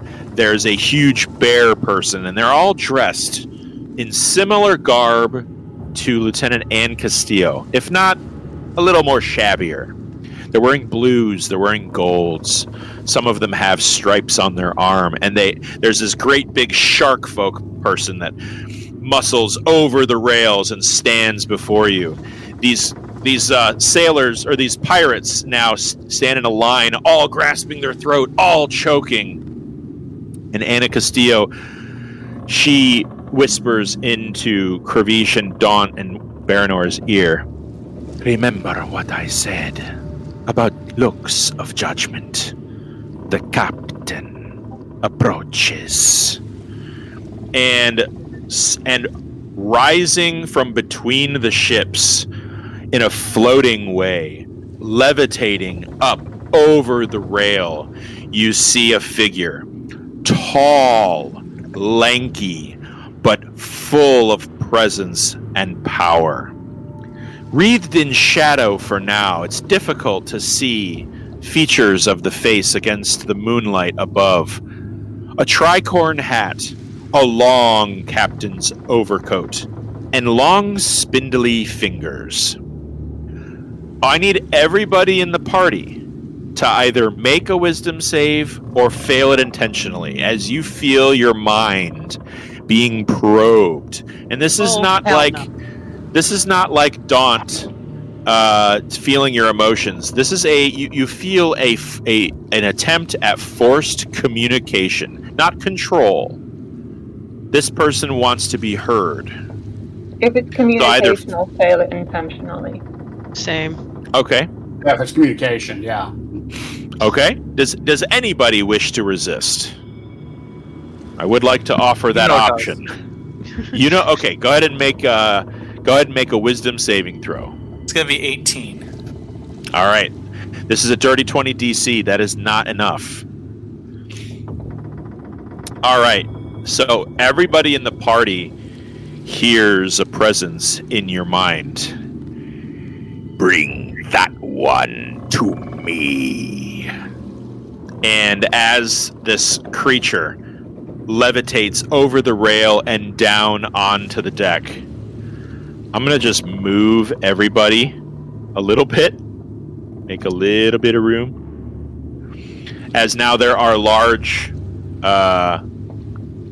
creatures in here too. Not technically large. I have to ask the cleric and the bard, do you intend for these new arrivals to have to make a save against your spirit guardians? No. Are you sure? Yes. I mean, Yeah. I would have decided that any of the allies from our ship would be fine with the wisdom save, and I'm counting these as being the same thing under that. All right. I would say that you interpreted the first mate's warning well enough. And this figure floats down and draws a sword. And now at this moment you can see a little bit better the features of this individual. As I said before, exceptionally tall. You're not exactly sure if it's because they are tall physically or that they are levitating above the ground, as they don't seem to move with the same cadence and rhythm of someone who is walking. You also don't hear footsteps. This person towers over everyone in the party, including Kravish. Not Koza, but you're far away. And what you see is a man wearing a leather mask that covers half his face. There is an eye patch over one of his eyes. And where his nose and mouth would be, as I said, this mask covers about half his face. You see a curtain of brown belts that dangle from his nose region to beneath his chin like a beard. You see this fellow. Surrounded by his men now, you hear in your head him barking orders that everyone seems to hear. Lash the dinghy. Bring me the prisoners. And he does not regard any of you. You catch him sort of look at you a little bit. It's hard to see in this light, see where his eyes are looking, but he doesn't seem to regard a single one of you. He only orders around his men. Let me do this. Okay. So, right off the bat, let's go down the we are now officially out of combat. I don't know if that was clear enough for everybody, but these bad guys do not seem like they're able to struggle. They're being surrounded by Kestral sailors, as well as also being surrounded by all of you. So, Baranor, in this moment, what do you do? Okay. Because, you know what? Hold on. It's been enough time. It's been at least 6 seconds. I have to at least have them roll 2 more wisdom saves each as this has been going on. I feel that's fair. So that's 1, 2, 3, 4, 5, 6, 7, 8. Oh, no, that was a good guy. Okay. 7 guys. Yeah, that's a blue guy. Okay. So that one's a fail. That one's a natural 1 and a fail. That's 2 passes. That is 2 fails, double 4s. Holy crap. Those are 2 passes, excuse me. And the last one is going to be a natural 20 and an 11. All right, roll your damage. 8 from me. Okay. 18 and on are a you success, 18 on a success, 9 on a fail. All right. Lots of damage. Yeah, I'm going to say that this one is dead. This one is hunter's marked and dead. This one is alive. Oh, Iona's dropping hers. Okay, so we got... Oh, no, I was just this one is also dead. Weren't dead. in combat anymore. Can I keep mine up if I want to? I don't care. Okay, I'm keeping mine up then, just because I can. Just because it's been Okay. kind of a day, and I get 10 minutes out of this spell, so... All right. I am going to say that this is a alligator folk who is going to step right up to you and say, "We want that one alive." And he's referring to this one. Okay, do I get the chance to reply, or are we going to go down the Discord? I'll let you reply to that. I mean, I'm just going to... Iona barely acknowledges it, but she's taking the alligator folk to have a bit more authority, maybe, than the last person she spoke to, and she just says, there is a device planted underneath the mast of this ship by one of the pirates. Yeah. I'm going to say that in the chaos, this one has walked over, and you see her grasping what looks like a hand bomb. Very, very rudimentary. It looks kind of like a packed wax sphere with some kind of a fuse sticking out that she has pinched with her hand. She's going to round the corner and say, "All right, love, I've got it nice and set here." And she's going to pull the wick out and just toss it over the side into the water. Maven, real quick, I feel that you should probably be the first since you've got guys all around you. What do you want to do? I would like to get over to the other ship because I'm sinking. Yes, you are. That's what I would like to do. I would like to come into the out now, and I would like to get over there. All right, go for it. What's the best way? Do I need to run through people? They still what do you want to do? You're not far. Okay. Look, you're just far away. Yeah. What do you want to do? Just make it sound cool, and you do it. I don't know. I would like to use this chick. Oh, I have the wrong thing on. I would like to use her body as a springboard and jump across as far as possible. That's what I would like to do. Right on. All right. You make it. No problem at all. These two are occupied in that they are semi-conscious and choking to death. They all are still. However, this one kind of drops to his knees and is picked up by two large, burly, blue-dressed sailors, and they grasp him by the arms. It appears to be kind of an orange cat tabaxi, this prisoner, and they're struggling and just kind of sneering and hissing and screaming their way until they get thumped on the back of the head, where they become much more pliable. So as the large imposing figure steps closer to this prisoner, Lieutenant Castillo leans in once again. "I hope you have the stomach for violence not quite often seen on the high seas. Captain Edward Book does not leave pirates alive." And you see the captain kind of descend a few inches, and you hear kind of what sounds like a boot, and then you hear a hard knock hit the deck. He steps a little closer. You hear that knock again. And he leans into this orange tabaxi, that leather mask completely obscuring his face, but you can feel a sneer forming underneath it. "Tell me now, scum, where be your captain's ship? Seen your sails this morning. Didn't figure you had the gumption to attack my ship." And the tabaxi just kind of wriggles around and doesn't really say much. And that's when the captain leans in ever closer, and his left or his right good eye begins to glow white. "Never ye mind. I've got all I need, you servile scallywag.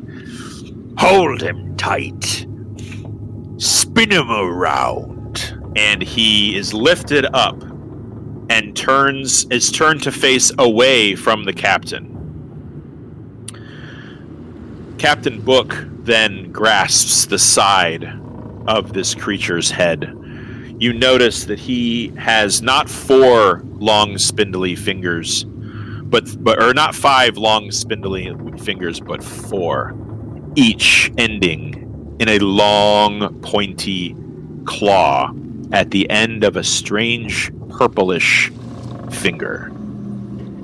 Captain Book reaches up to his temple and swings, unclasps a small clip on his mask and swings it free.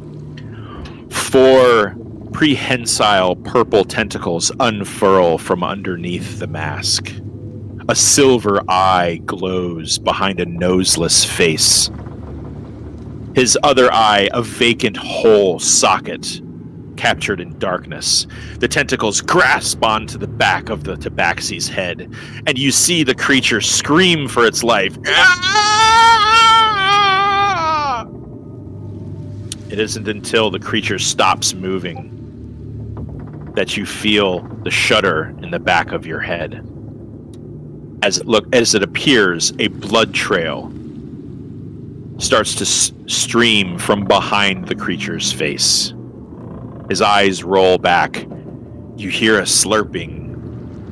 You hear the rest of the captain's crew giggle and snicker.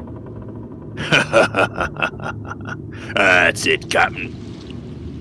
The captain releases the tabaxi dead on the floor. The other pirates, not beracked by a choking, begin to shudder and fall to their knees. Captain Book stands to his feet. I've seen inside his mind. We'll deal with the Verdant Cross another day. In your mind, you hear this. The captain spins around and fastens the mask back over his face. So, looking at all of you, these must be the adventurers we were bidden to transport. He begins to descend until you hear that knock again. He looks at all of you. Captain Edward Book, at yours and the Emperor's service. He gives a slight bow as his men sort of puff their chests. He looks at Lieutenant Castillo with a nod. Fix this ship up. We've got miles to go.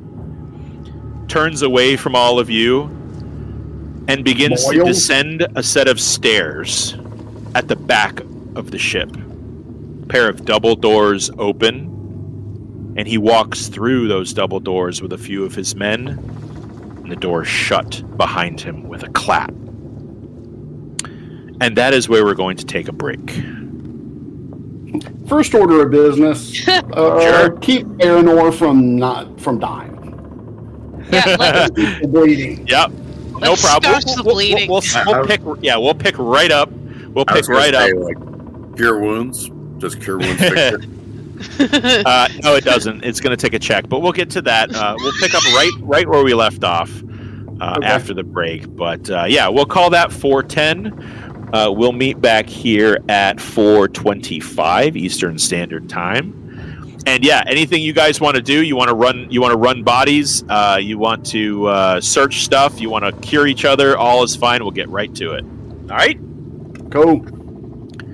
All right. Gotcha. See you in a bit.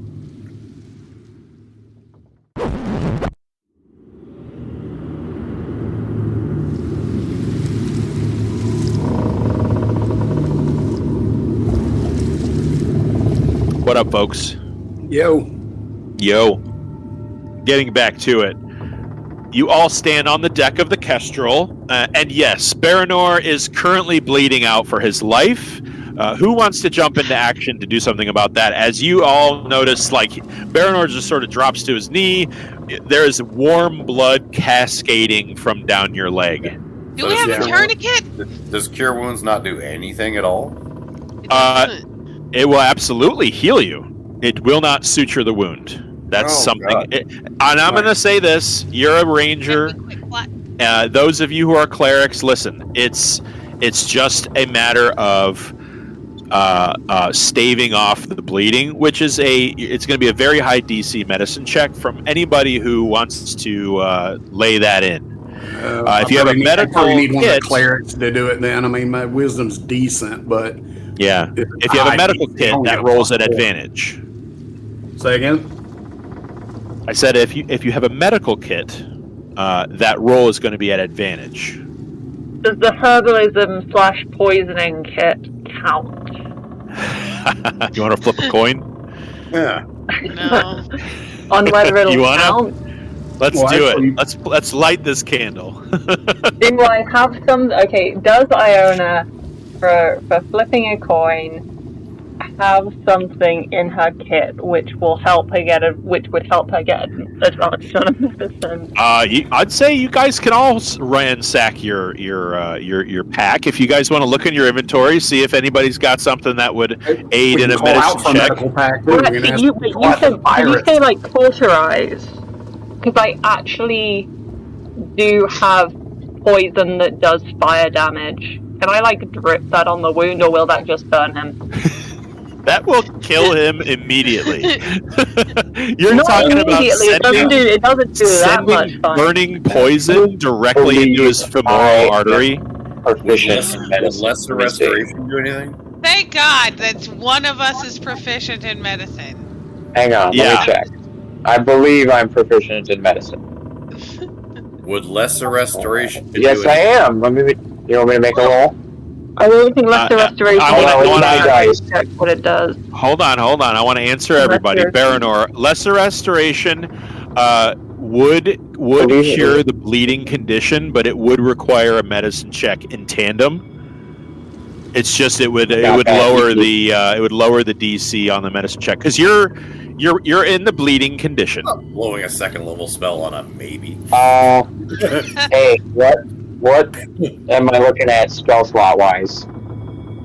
You've used Call Lightning from a fresh spell slot roster. You used Call Lightning.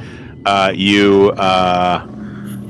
think you also just swung with your glaive and then cast Spiritual Weapon. And okay, that's fine. Yeah. I'm just trying to keep track. So 1. You cast it everything at like base level. Yeah. You don't cast nothing. Yep. All right. So Baranor, as you guys are putzing around, you're going to take an additional, as you're still bleeding, 12 points of damage, and I need you to make another con save. Okay. This DC is going to be much higher. All right. No, don't make it. Yeah. All right. I'm going to cast enhanceability on myself to give me advantage on wisdom checks. You said 12 points of damage. And so now I'm going to go ahead and make that medicine check. Because what are you doing? Do you have a kit? No. Are you proficient in medicine? Half proficient. Half is going to be enough for you to make a roll, but it's not going to be it's a very high DC. Let's see. Yeah. 18. No, we're talking a dirty 20 DC on this one. So that's a damn. I would like to know what you tried to do though. What I did, I just tried to, try to staunch the bleeding. Just grab like some rags or something to that effect, and just try to staunch the bleeding. Baranor is currently holding his leg. Luna is feverishly licking the near areas. So you kind of brush her aside and just jam some cloth into it, and doesn't seem it's just seeping through the cloth. Okay, I'll call out. Somebody get a doctor, get a medicine kit. Somebody. Yeah, Koza, it seems like you were trying to do something. What do you want to do? I had lesser restoration. Hang on. You should. That's a cleric spell. I believe I do. Yeah, I do. Yeah, I have lesser restoration also, but you said I had to make a medicine check with it. Yes. Do the same thing then. Okay. Being that you are proficient, and do you have a medicine kit? I would think that you don't, because you started out as a druid. So. Yeah. Yeah, I don't The have druid one down. He's got a pocket full of different kinds of seeds. Pocket sand? That help? Yeah. Yeah, throw pocket sand at the gaping wound. Oil of fresh virgin plasma. So just a straight roll. Can I do we have any quick clot? Any quick clot glass? Yeah. Too many L's in that sentence. Pressure dressing. Yeah, do we got any of those? Little ABD pad? Got a little ace bandage? Band-Aid.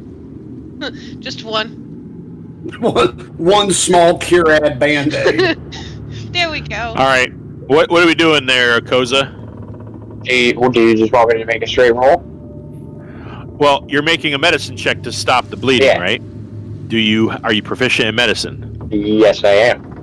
Then you make that with your proficiency. So yeah, it would be a roll. And as soon as you're done, I'm gonna apply more damage. Oh yeah. 22. All right. Baranor, your right leg, about halfway down to the bottom of your boot, is soaked in warm blood. You can feel it in your socks. You can feel it when you step, squishing around. But as you lay there watching your life's energy just spill out of your leg, Koza reaches down, puts his hand, his huge, giant, purple, muff-like hand, over your leg, squeezes it. You're definitely going to take 3 points of bludgeoning damage as his huge Firbolg strength just kind of grasps you desperately to make this work. And his eyes glow green, and your wound underneath his hand glows green. And all of a sudden you feel this searing, burning pain that is quickly alleviated by a rejuvenation. And Koza, you lift your hand up, and while his leg remains red with blood, there's no burbling, there's no bubbling. You do not take another 3d8 of damage as you have staunched the bleeding. Well done. Not the damage. Yeah. Okay. Good job. Is Baranor below half health? No. Okay. Yeah, surprisingly not. Thank you, though. Oh my. Good. Okay. Lieutenant Castillo is going to approach your group. She's going to sheath her sword. She is busy pointing at some of her men and pointing at things on the deck. There are massive damage spots on the deck where cannonball fire had ripped through, and you see these guys instantly leap into action. Just so everyone knows, it's about maybe 8:30. It's just after dark, as this is when you guys had sort of come across this pirate ship. Also, everyone should take note, it is sinking. There is about 5 feet of space between the ocean and the top of this deck, and it looks like it's going fast. There are pirates jumping into the water. There are pirates clinging to the ship that you're on. Not many. But every one of these... so first of all, this guy is dead. This guy is dead. The ones that were choking, their necks snapped abruptly and they fell down wherever they were. They tumbled off into the sea or wherever they were. This one is dead as well. And I think this guy is also dead. Everyone else, I'm going to go ahead and move Sunny out of the way. Move your spiritual weapon a little bit. I don't know, those things last a minute. If they do, they're out. This person is also dead. These two are being kept by the crew. Looks like they're being put in shacking manacles. Lieutenant Anna Castillo is going to approach where everyone that she's at. Maven, Kravish, Yuno, and Baranor and Iona. And where did Daunt go? Did I delete Daunt? No, he's with Anna Castillo. There he is. Yeah, okay. She kind of addresses you all. and sheaths her cutlass. It looks like we have this situation under control. Thank you for your assistance. It would be appropriate for you to go below decks while we maintain repairs. Tell me twice. Did you see my direct message from earlier, Joe? No, I didn't. I'm sorry. It's probably very important. Okay. Not really. I don't know what that means. From your message from a few weeks from earlier, late last month. Oh, yeah. So everything leading up to when he took his mask off, after that you were like, huh. That's not like common knowledge. But yeah, kind of his presence, the way he carries himself, the intimidation, that's all stuff you've heard of. Mm-hmm. Quite so, yeah. Okay. So Daunt is going to move next to Baranor. He's actually going to approach Baranor, and you see him kind of wipe his hands and on his pants and be like, "You all right, mate?" Yep. It just hurts. I've had worse. Yeah. Thank you. Luna is going to immediately nuzzle you. Yes. And yeah, it's pretty. She's pretty upset. She's licking the blood off your leg. Yeah. I'm gonna lean on her a bit. So yeah, we're gonna start down the Discord list of what we're doing in this moment. As it seems, the crew has things well in hand. Those larger crew members start to disperse themselves amongst the deck and picking up debris and hammer. You hear a lot of hammering. You hear people dragging wood boards up from the cargo hold and things like that. People getting to work. It's late here, and unfortunately not very quiet, but it seems like things are going well. I need to ask, does anybody want to do anything in the, I'm going to say, 20 minutes there is before the Verdant Cross ship sinks? Okay? I will allow 20 minutes before it is gone. What do we want to do? Baranor, this goes for anybody. Just let's just get that out of the way. If there's anything anybody wants to do while the ship is afloat for 20 minutes, we'll start with Baranor. So my thing isn't exactly involving the other ship. So if people want to go first, that's fine. All right. How about you, Kravish? I'm torn. That's 20 minutes. We could try to raid the captain's quarters. So I'm gonna. I will say this. You all also. Sorry. I will say this. You all also can see there are Kestral sailors on the Verdant Cross ship. It looks like they are going below deck. Some are coming back up deck. Some are carrying things in crates. It looks like the ship is being looted, but that's not to say that you can't get in the middle of that if that's what you want to do. You got 20 minutes. I would like to do that. We would like to do that. Let's go get the ship. Please skip the vow of poverty. So I'm gonna need those of you who have grappling hooks. You know those what, of you who have give me my money back.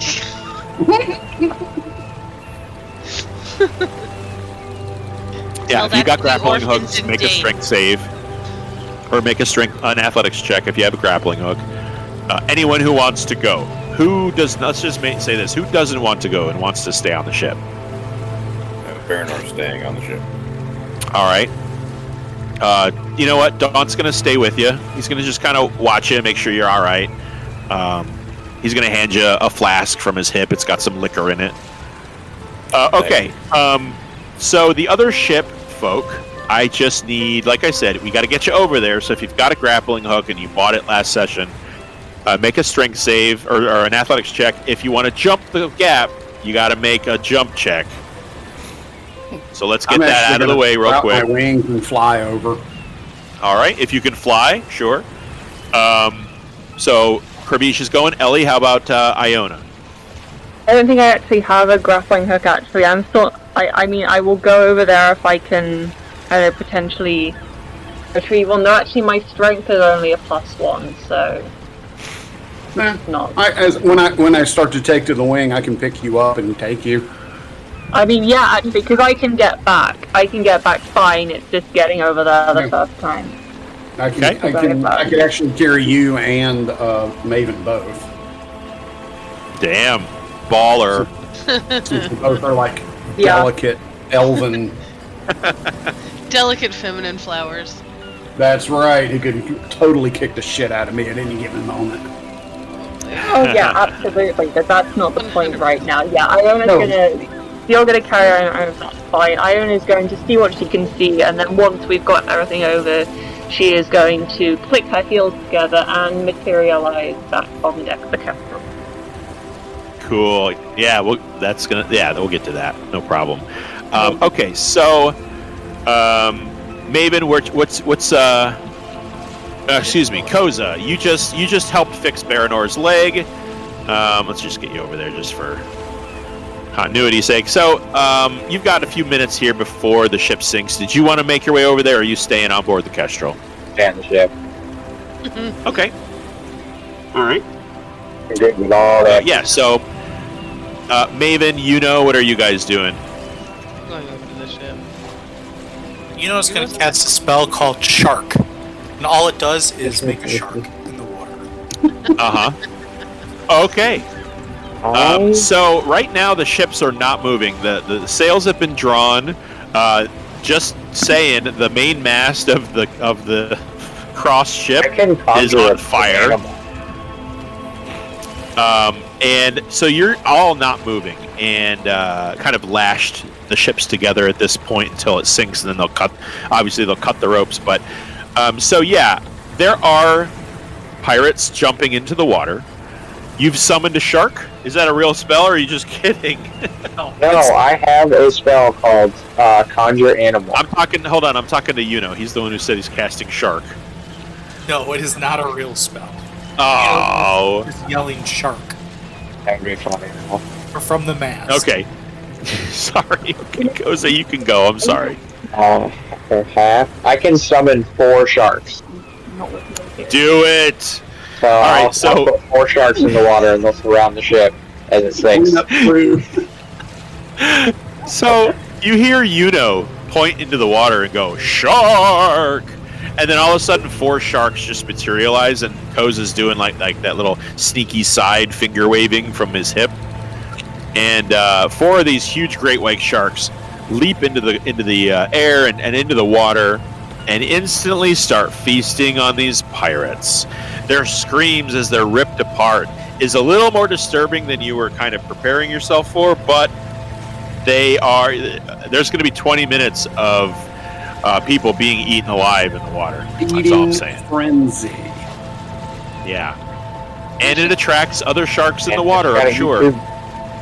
Now believes that he has the power to just summon sharks whenever.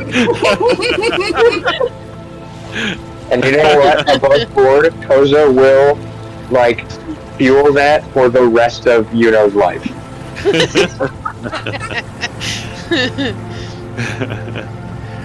All right, well... see somebody's brains get sucked out of their skull like a coconut? We're really worried about and now we're we're feeding the other pirates to sharks. Yeah, Dawn's going to speak up and say, are we going to just not talk about that? You all saw what happened, right? Not in public.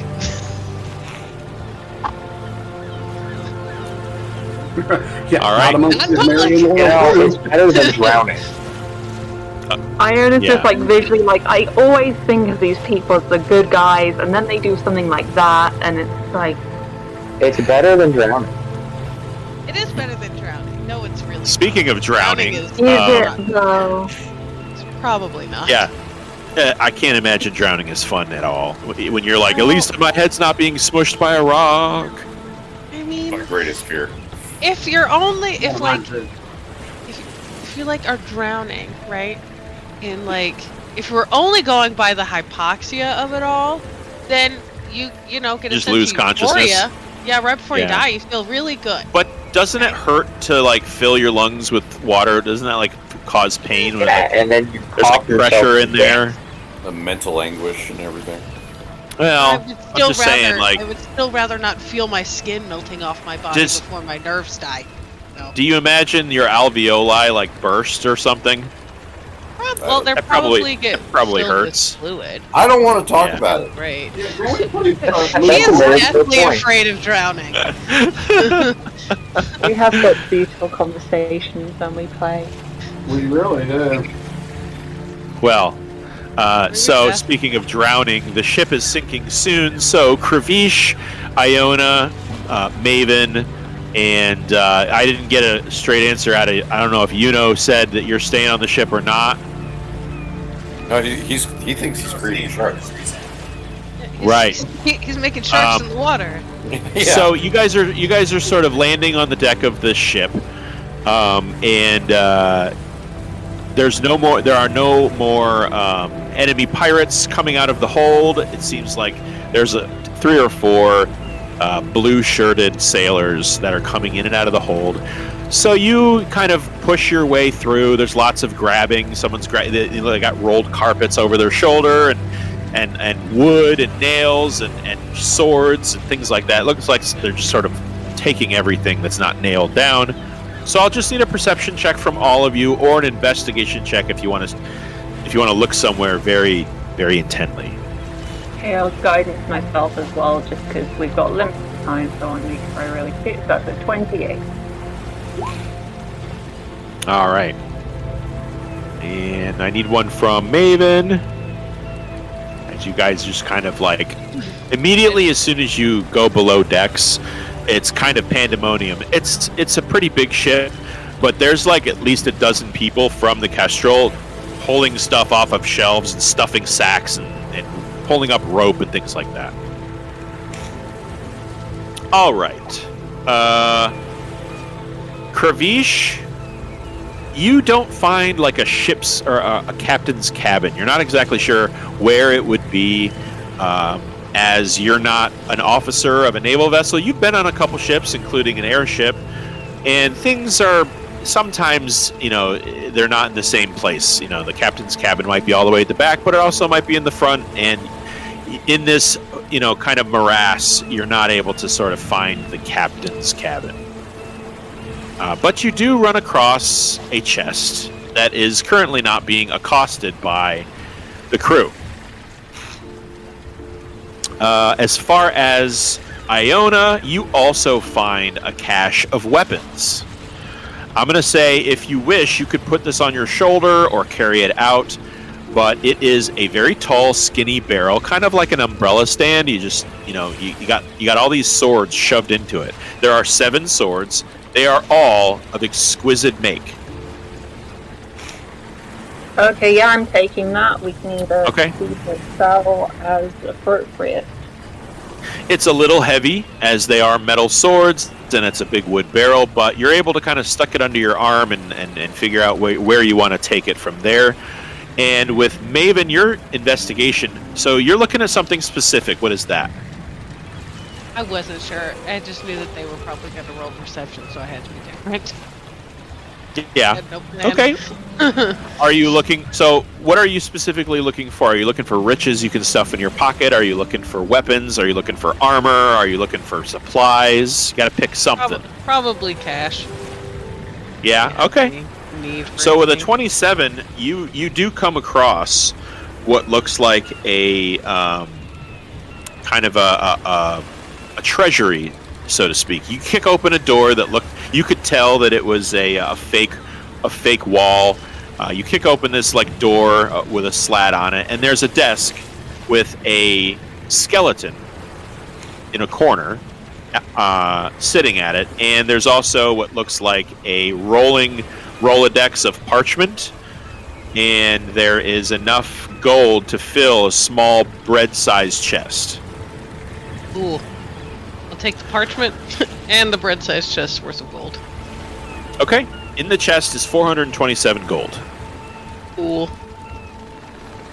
It looks like perhaps this pirate's payroll, if that's a thing, because the Rolodex parchment is kind of a ledger spinning around, and just glancing at it, you can see names and you can see amounts, and that's it. I'll take the cash and All the right. ledger. And yeah. Sure. All right, and Kravish, like I said, you found a small chest. And that's kind of what all you guys are able to grab on your way out. You know, you're able to go in there, rife around, grab something, and leave. I'm going to say that the crew would prevent you from re-entering, as this is, you know, obviously an Imperial claim on this ship, and the crew is, I guess they were being nice for your assistance in quelling the threat. So, I will entertain methods on returning to the ship from everybody. Guessing, Maven, you could probably jump across that gap with your eyes closed. But it's Sunny who greets you at the rail. Hi, baby. He nuzzles your face and burns your chin a little bit. And he just kind of like... he looks like he's hovering at this point. He's getting pretty good at hovering. And without burning the deck beneath, he's just kind of like throwing hot air down there. Hovering a little, about 30 feet above, just keeps an eye on the group. Wanna carry me over there? Yeah, he dives under Ian, picks you up. Kind of looks over at Kravish and everybody else like, Are you coming? kind of a look like, hey, there's room. Okay, I'll suffer the burn buns. You'll be okay. Probably. Yeah. How about you, Iona? Oh yeah, Iona she's got the swords like carrying under her arm. She walks across the desk, the desk smoothly, clicks her heels, and then she's on the deck of the Kestral, wreathed in darkness. Dorothy? Yeah, I've got boots of wandering mist. I can jump 60 feet if I want to, but I only use them for getaways or when it's easier. Cool. Yeah, you disappear in a puff of smoke, and she reappears on the deck of the Kestral. How long for, what is it, till the next turn? So like 6 seconds of smoke? I can double check. Yeah, I think that's what I read today. And yeah, 6 seconds, so I'm wreathed in misty darkness for 6 seconds, and that dissipates, and I'm right Cool. Yeah, she Wicked Witch of the West's her way across, except instead of orange smoke, it's black smoke. And yeah, you're all back on deck, and it appears that, I'm going to say this, you're not getting bullied or pushed around by the crew, but you're constantly in someone's way who's walking around trying to do stuff. That's kind of the feeling you get. Okay. So I guess I'll offer, let's all just go below deck, get back to our rooms. We can figure out the loot and get some rest. While they're all doing that on the other ship, and Baranor's kind of sitting there recovering next to Luna. Yeah. He's going to cast Locate Object. Okay. And he is looking for a particular item. Your mind feels more than you see, and you feel a pulse deep within the bowels of the ship that you're on. Okay. But not in the direction of where the captain went. It's actually under me. No, it's kind of in the direction that he went. It's just way further down. Okay. So, yeah. Knowing kind of the layout of the ship from the brief time we've been on it, would I estimate it's on whatever captain's yacht he was on that detached from the main ship? So you kind of ponderously tiptoe to the back of the ship while you're thinking this. Sure. And you look and you see those double glass doors. They're like French doors. Mm-hmm. The last time that you looked at them before the captain arrived, it was like an empty garage. Like there was room for something in there besides like just like a cabin. It was like a big empty space, and you look at it now and you see it's dark, and it looks like there's something in there, and you kind of look past it, and you can see this mast poking up from between the back of the ship. So you're starting to get the idea that maybe his yacht mates with the back of the Kestral in a kind of a cohesive way. So Sure. that's definitely where you feel it. Okay. All right. Yep. Good to know. Yeah. So, Kravish, Iona, what's the rest of the party doing as the crew just kind of goes back to what their business of the day or of the night? It is getting late. Yeah, well, like I said, just kind of get below decked. I'm probably gonna take a ration, eat some supper. We don't need to do rations if we do the mansion spell again. That'll have food in there automatically. Well, true. If we want to do that, we can all just kind of hide out in the magnificent mansion and kind of relax, take a warm bath. And then talk about what the hell just happened. Walk about what just happened, yeah. So, I don't mean to get all point of ordery about this, but in Magnificent Mansion, this is a very specifically weird question, but it'll make sense in a second. Does it say anything about you can customize gravity?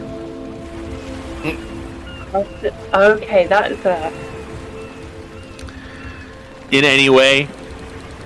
I know that you can make it possible. Extra dimensional dwelling, which makes me think that external gravity wouldn't matter because it's extra dimensional. Yes, but what I'm saying is, does it say anything about I know it says stuff about how you can customize it. I'm wondering if you can customize gravity there, make gravity do things. Because I don't think it can. I don't think Iona would, regardless of if it can. Okay. So I will say this. Doing normal gravity. Okay. All right. Fair enough. So I'll say this only in the sense that I know what this is like, and it would be a shame to miss out on it. But the Magnificent Mansion would absolutely be possible and easily done. You will not encounter the swaying of the waves. Just putting that out there. So if we're getting attacked and boom, boom, bam, things are ricking and rolling, we won't know it.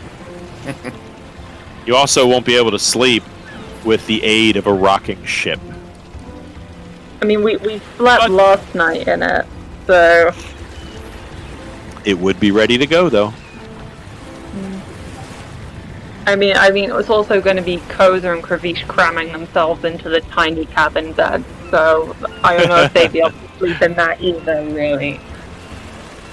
Yeah, Kravish, you're kind of going below decks, getting to your room and looking at the idea of your little room. And not thrilled about it, yeah.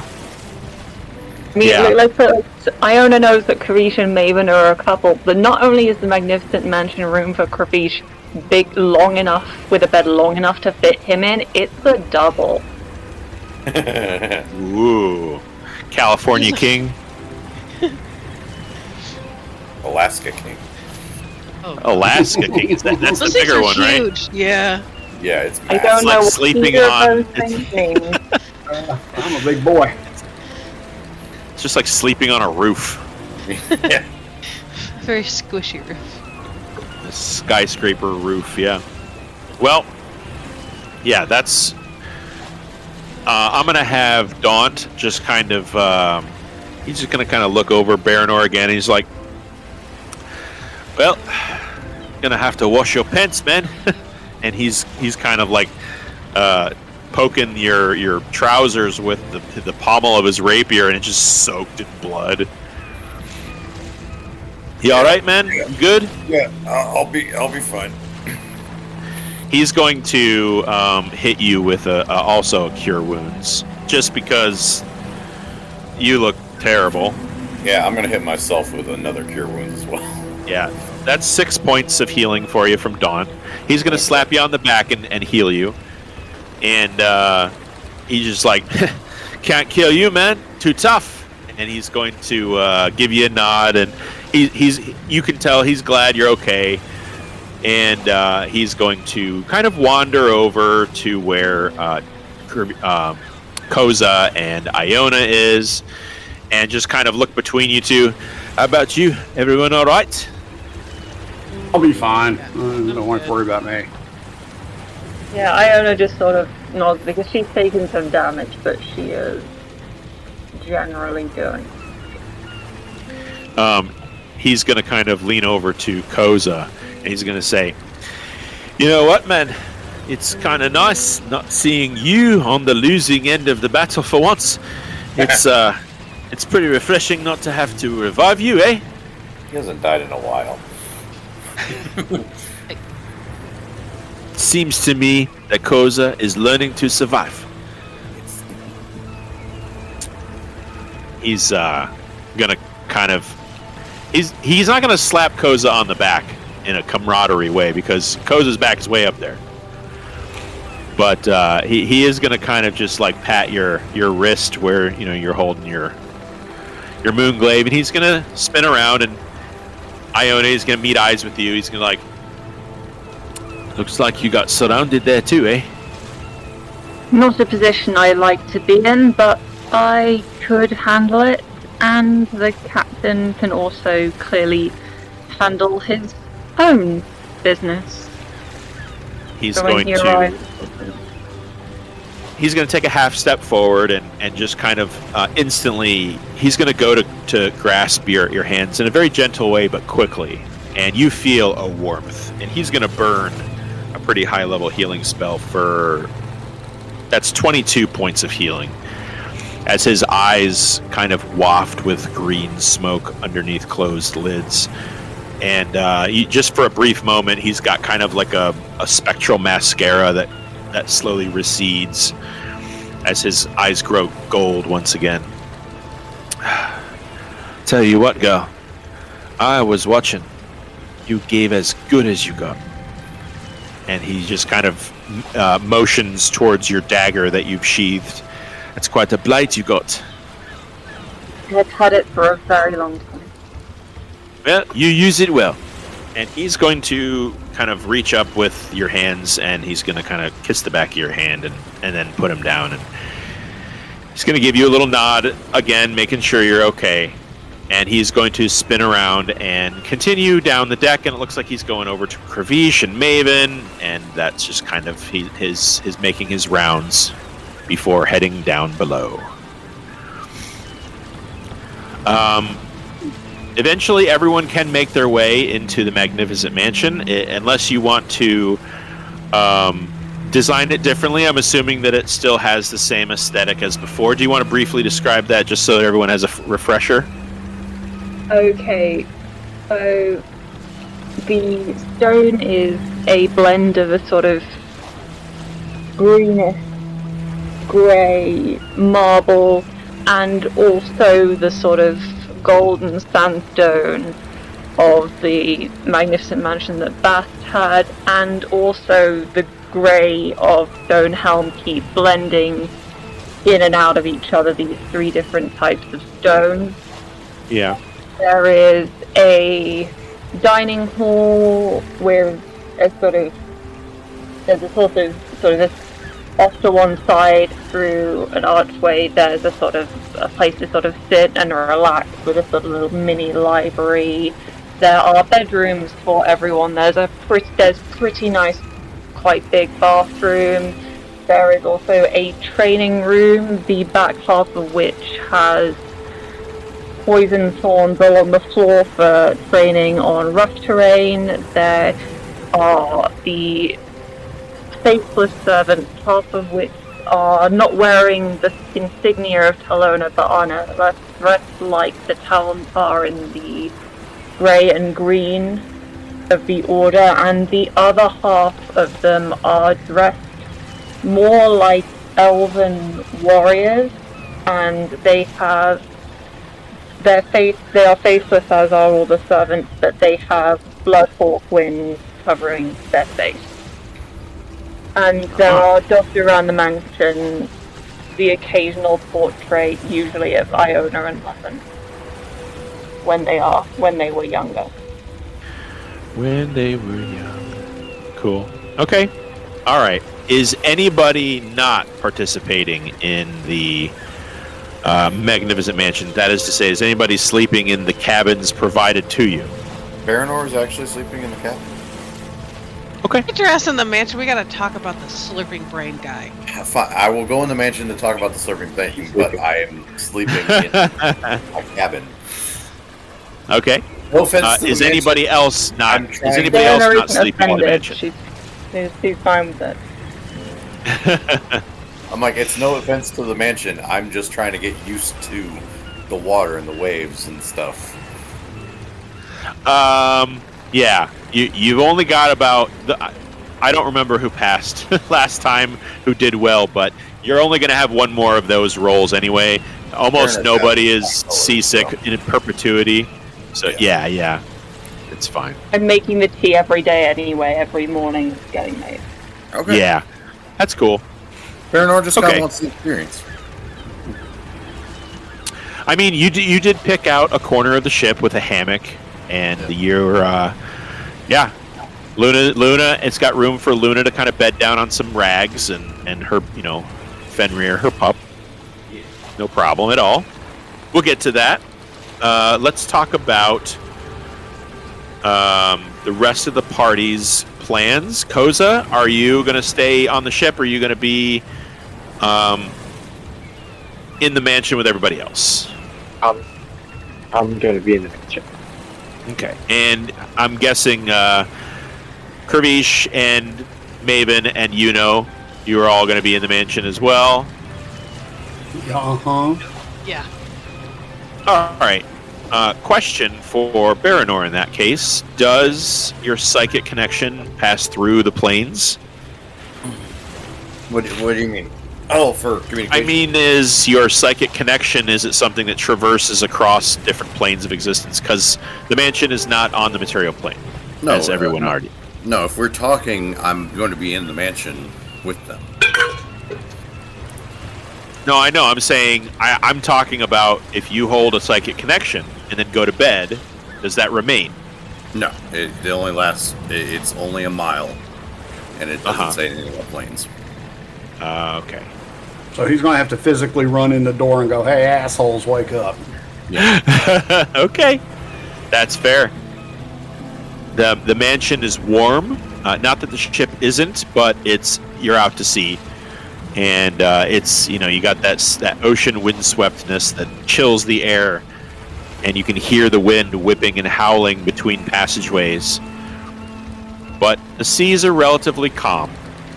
And as you make your way into the mansion, you all have your own rooms. And,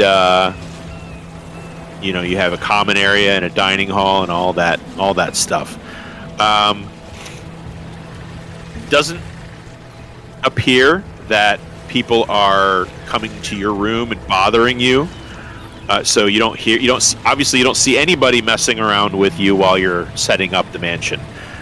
You seem pretty confident, if you set it up like behind a cupboard or something, that it's pretty invisible. And I think the door to the mansion is invisible. Yeah. If I'm not mistaken. I think it does become invisible. It does. Yeah. So, as you kind of enter into your room and sort of unpack your pockets and put your book down and your wand, what are you doing in this space?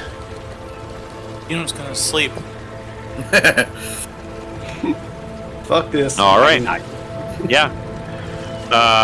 It is quite late. I want to know how many memes you're gonna post about different size mattresses. I just saw this one for one that's even bigger than Alaska King, so. Yeah. So, before sleep takes us, is there anything anybody wants to do? Dawn is going to sort of, meet up with everybody in whatever common room you're in, and he's going to pull out a sack of trail mix and just munch on it while he looks at a fire nearby. Does anyone know what the captain is? Would That's a Baranor know good what question. the Would any of us know? Yeah. How many of us would know what the captain is? We also have a library. If none of us do, we could try looking it up. Yeah, you have a library in A mini the one. mansion? It may not have anything in there, but we can look. That's just what Baranor wants to see. Lots of dead trees. So I don't know if I made it clear, but those books, after you looked at them, It only be like things that I've read. In which case, it would, it would yeah, depend, it would I guess, only be on things either that of it. you've read. It'd only be things that you've read, and you get the notion that the reason that the library was so resplendent when this was Azia's is because she's a god and knows a lot more. So I would say any book that you've read will be in here, but that's it. Entire Mean. Nancy Drew. Here's the thing. I'm kidding. Here's the thing, though. Raven did have access to a library and was in it a lot. Right, but it's But this is not your mansion. Oh, true. Yeah. Take it out and I'll put it up. I'm kidding.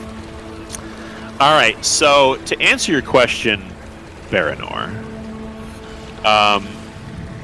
you would know what this is. Okay. You've never met one or seen one, but you've heard through the grapevine within the guild what a mind flare is and what they look like, more importantly. I would also think that... Oh, sorry. Go ahead. I'm just saying that Iona would also know what this is, but he is asleep. Okay.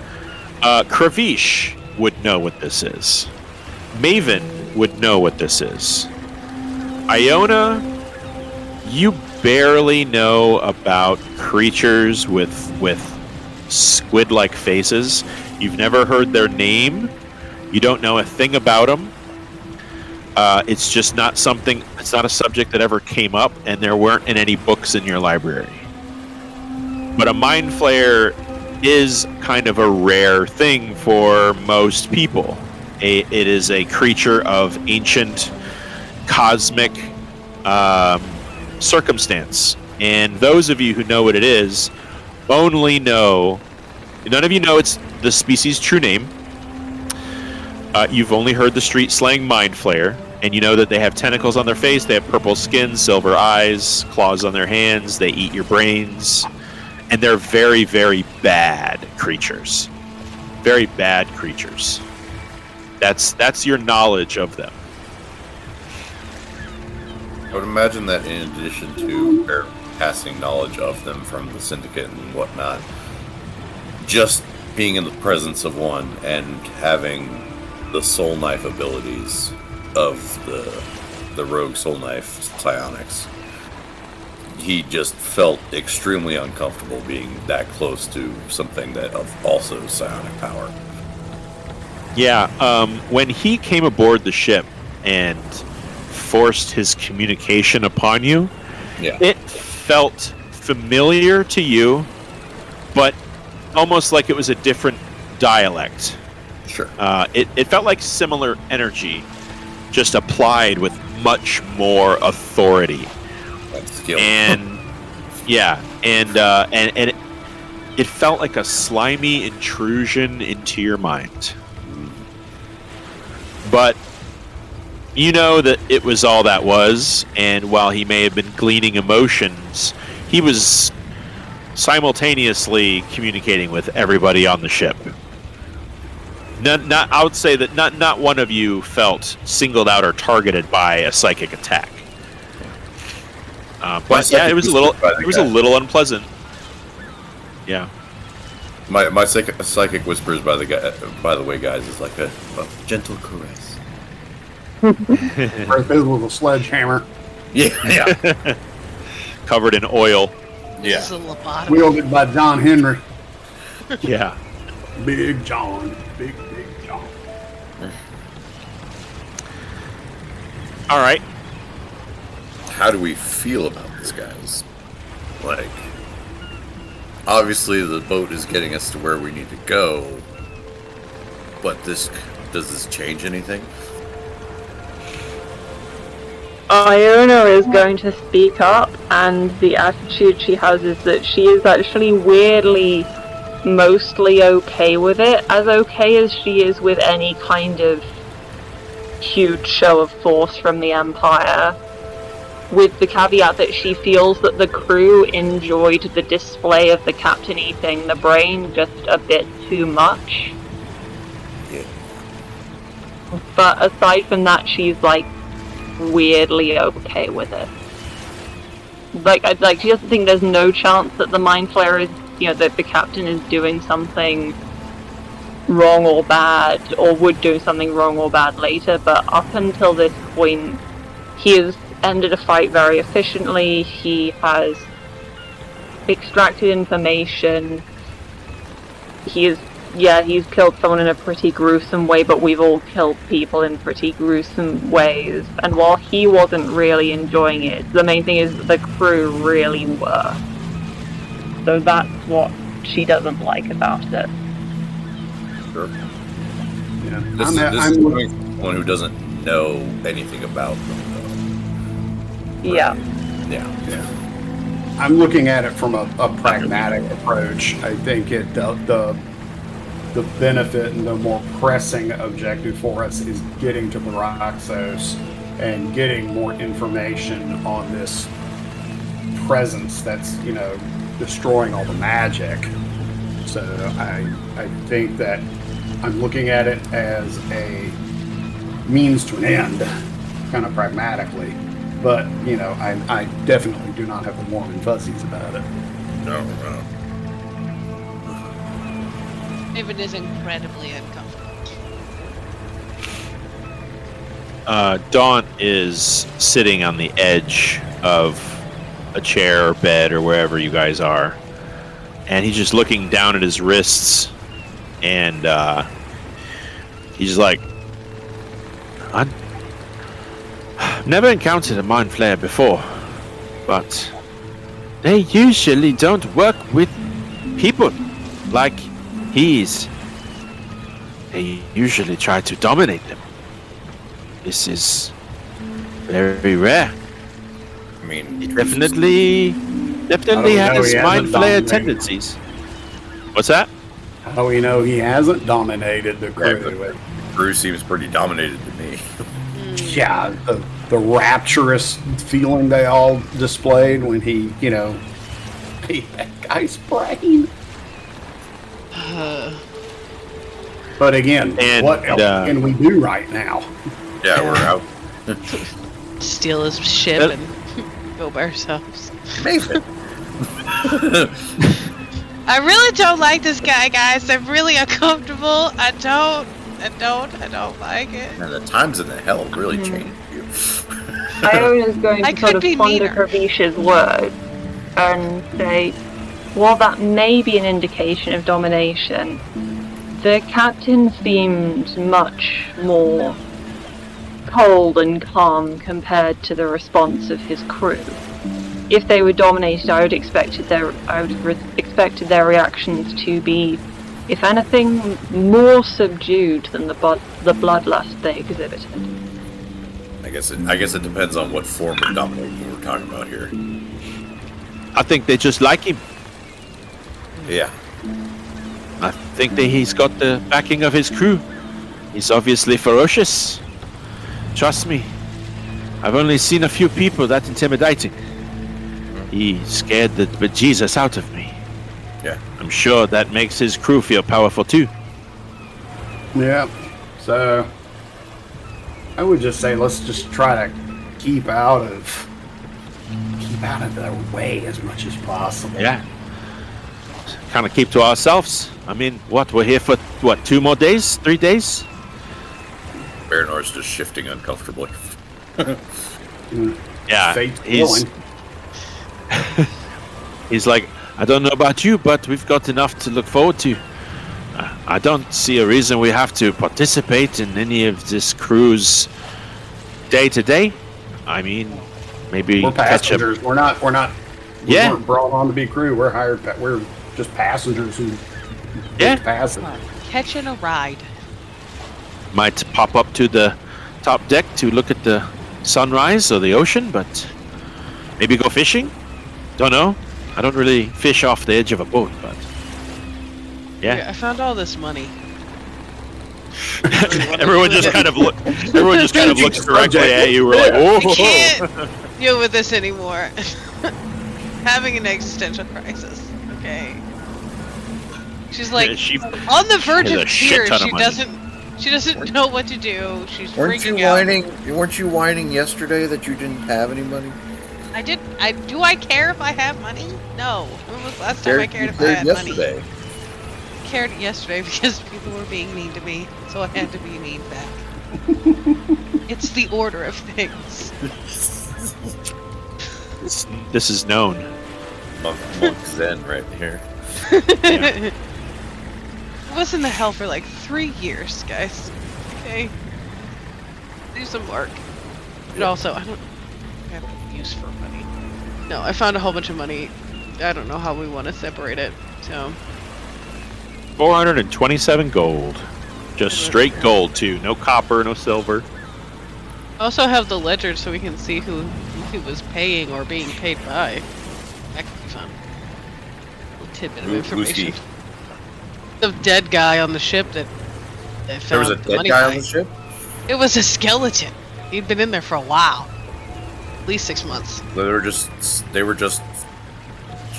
going around the the door. ocean. What do you mean? But they were just going around the ocean with a skeleton in there. A skeleton and a bunch of money in They have been animating the skeleton. Who would want to animate a skeleton to make it do accounting calculations? Jack Skellington at a desk. Because no one else wants to do it, so they animate the skeleton to do the I don't think Animate Corpse has that much of an intellectual influence, but Henry good thought. Really smart. I'll say this, Maven, the corpse didn't look like it had moved in a long time. I don't even know if they knew that the panel was there. They kind of... It was thinking anyway. Well, I'm gonna clarify a little bit. There was a desk. Yeah. Okay, there was a desk where you found this money, and there was a skeleton in a chair shoved in the corner of this room. Okay. He was so watching. the skeleton was not at the desk upright with a pen in its hand and a book next to it or anything like that. I'm telling the story that's how it was. But who's the skeleton? Why do they have them just propped up in a corner? Who knows? It was at the desk, writing. Yeah, and that desk is now at the bottom of the ocean. You can't even see if I'm lying. I'm totally telling the truth. And my amazing ability to lie. What about the lobsters Insight in the gallery? check. Are they free now? On whatever the hell Maven has going on. She's lying. She's so lying. She's not even good. She's not even really trying. For a 24, lie to me, Maven. Let me see. Deception with my +1.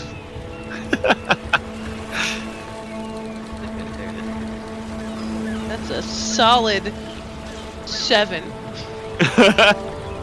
She's not even. Like a ink rug. Iona says nothing. Thank you.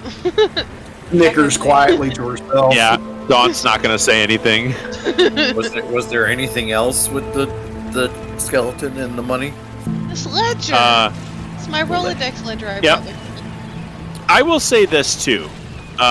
Just in the brief amount of time that you were on the ship, Maven, the green and gold paint scheme looked slapdash. It looked like it was very hurriedly done. However, the internal office that you went into had a much different color scheme, and it looked like it was, a nice cabin, and the paint job didn't look slapdash. It was like it, just that's all I'm giving you. I love that you took the money, a large sum of money that's just right in front of a dead skeleton that could be obviously cursed. Why would anybody curse me? Well, clearly the skeleton was a warning for anyone who wants to go near the gold. I'm just bullshitting. What plays have you been reading? I have. It doesn't make any sense. I had some very animated fairy tale books growing up. Were they literally animated? I don't think so. What's animated? You're not that stupid. Don't fucking lie to me. So how much gold was that? On to the important questions. 427 gold. 27 divided by 1, 2, 3, 4 divided by 8 of us. I'm just saying, you see a bunch of A dead wafting people. mage hand comes into the group from Yuno's direction for his slice. Yeah, it's 53 gold. That would be 53 gold. You see a skeleton and a whole bunch of dead bodies around a drinking well. You don't drink from the well. Not a well. What is wrong with you? Yeah. It's not a well. It was a big pile of money. That's totally different. Next to a dead skeleton. Next to a skeleton. Maven, if I'll you say don't this. want it, You do not feel give it back. lightheaded or weak or anything like that. You don't feel poisoned or I'm just giving her withered. shit. Never done with money. Well, So. well, if you don't want it, give it back. I'm just saying. It's just holding out her hand to you. Like, you don't want to give it back. First, give it back. That's what I thought. Shut the fuck up. I'm just proud. I'm just proud you stole money. Stole it. It was going to be at the bottom of the ocean. The ocean Stole can't it. She use it. saved it. I saved it so it could be used For good. for the good of humanity. If you think I'm not donating most of this to hunger, you're wrong. You're gonna draw a circle on the ground. You're gonna toss the money way up in the air, and whatever money lands inside the circle, God keeps, right? No. You throw it up in the air, and whatever lands, God didn't keep. Exactly. I know the joke from Short Circuit. Yeah, short circuit. Yeah. No. I'm sure there's Anyway. So, all right. Your gold is distributed. Daunt takes his share and tips his hat if he had one. What Puts was it in the his. share? It's like 53, I think. Yeah, 50 rupees. This chest that I was able to procure, anything of note Yes. about it or anything of note in it? Well, I you shall don't know check it because for it's traps. locked. I shall check it for traps. Yes, please. All right. Go ahead and check it for traps. What do I need? Just a sleight of hand or investigation? Probably. No, checking it for traps is an investigation. Okay. Investigation. You're pretty long in the tooth for this. I will guidance myself. Oh, that was almost really bad. That's a 32. All right. Well, No traps that you can see. If I don't sorry. see traps on the I'm just 32 closing stuff. I don't need. I'm sorry. Hold on. Okay. No worries. Okay. You said 32. 32.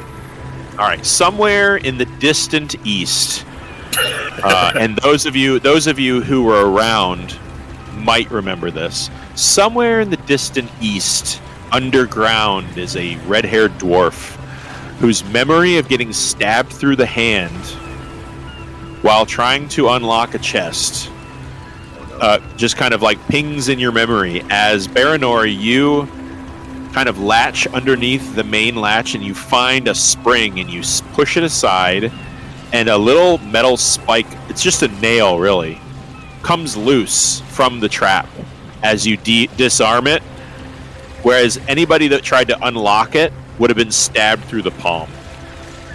I'm not sure I was there for that. That was in Brackenshire. So, Yeah, that was Axton, before, Kravish, Koza, Yeah. you know. and I think Zor was there. He was our cleric, our half-orc cleric.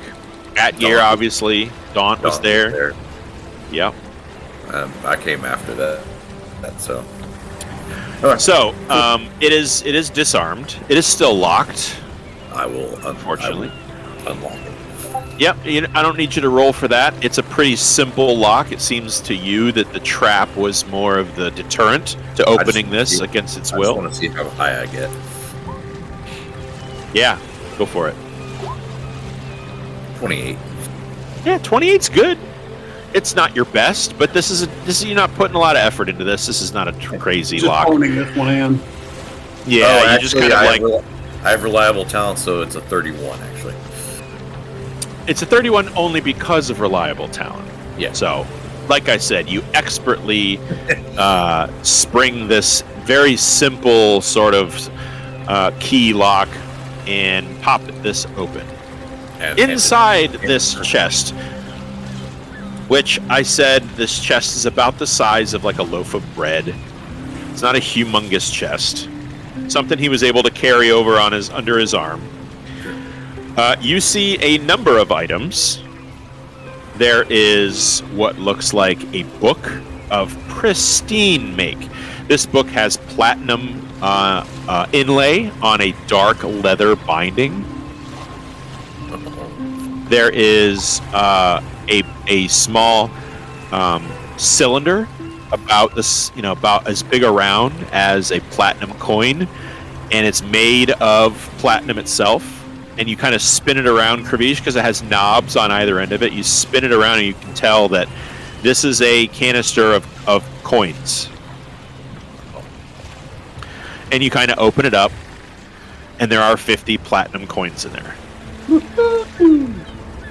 How many? And the canister. 50 platinum. The canister. I'm sorry. Just one canister. Which contains how many platinum? 50 platinum. 50. Thank you. Yep. 50. Thank you. Yep. Okay. There's an elaborate instrument that you only recognize as being nautical. You're not exactly sure what it's for, although it has what looks like a spyglass through it. Is it a sextant? No, it's not a sextant. It's got a few little gizmos and doodads on the side of it. It's got a couple lenses that slide around, and it's got some sort of dials and levers that a sextant wouldn't have. And it doesn't really look like a sextant. It has a unique look to it. Okay. Good question. Have to take it to one of the actual sailor folks. It's like, what's this? Yeah, but if you do, they're going to ask where we got it from. I just picked it up off the ground. Oh. Just sitting around. It was just laying around town. Yeah, sure. Okay. All right. So, book, coin, cylinder, and nautical instrument. Yes. There's also a number of notes and letters. They seem like, and I'll just be kind of fast and loose with this, they seem like correspondence between connections in what your insight would grant you is like a small arm of a pirate ring. Mm-hmm. You hear there's a lot of correspondence between someone seems like a first person perspective, so maybe whoever was in charge of this correspondence on this ship, or rather the sunken ship, whose name was Bastion. Bastion? Bastion with a B. Bastion. Bastion. And whoever he was talking to, there was various names. One was Coswald. It's like Oswald with a C. One was Mr. Therilis. Therilis. And a Dame, D-A-M-E, a Dame Brody. Okay. And it's a lot of correspondence about cargo, about very merchant-like, not really riveting or interesting other than this is how much we were carrying, and this is how much we offloaded, and this is where it went, and this is who got it, and stuff like that. Okay. Just mainly invoices. Looks like Kenny had to hop off. It's all right. See you, Ken. No love letters, unfortunately. Bomber. And whoever's reading this, Kravish with Maven perhaps over your shoulder, this guy's a very boring person, whoever is writing all of this. It's a lot of uncreative ways to say things. Mm. He was an accountant. With a tale about a white woman. Right. Kidding. After a few minutes, hold on, the little get nitro ad is in the way. Oh, of course. It's like, note to Discord, we don't want nitro. I know. Every time I open it, it's like, hey, you want to spend money?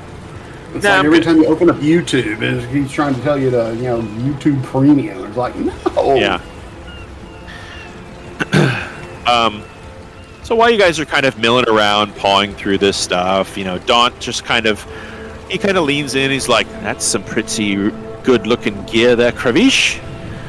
And he's going to kind of swing around to where Iona is, and he's just kind of check in with you a little with a look, kind of give you a you doing all right kind of a look.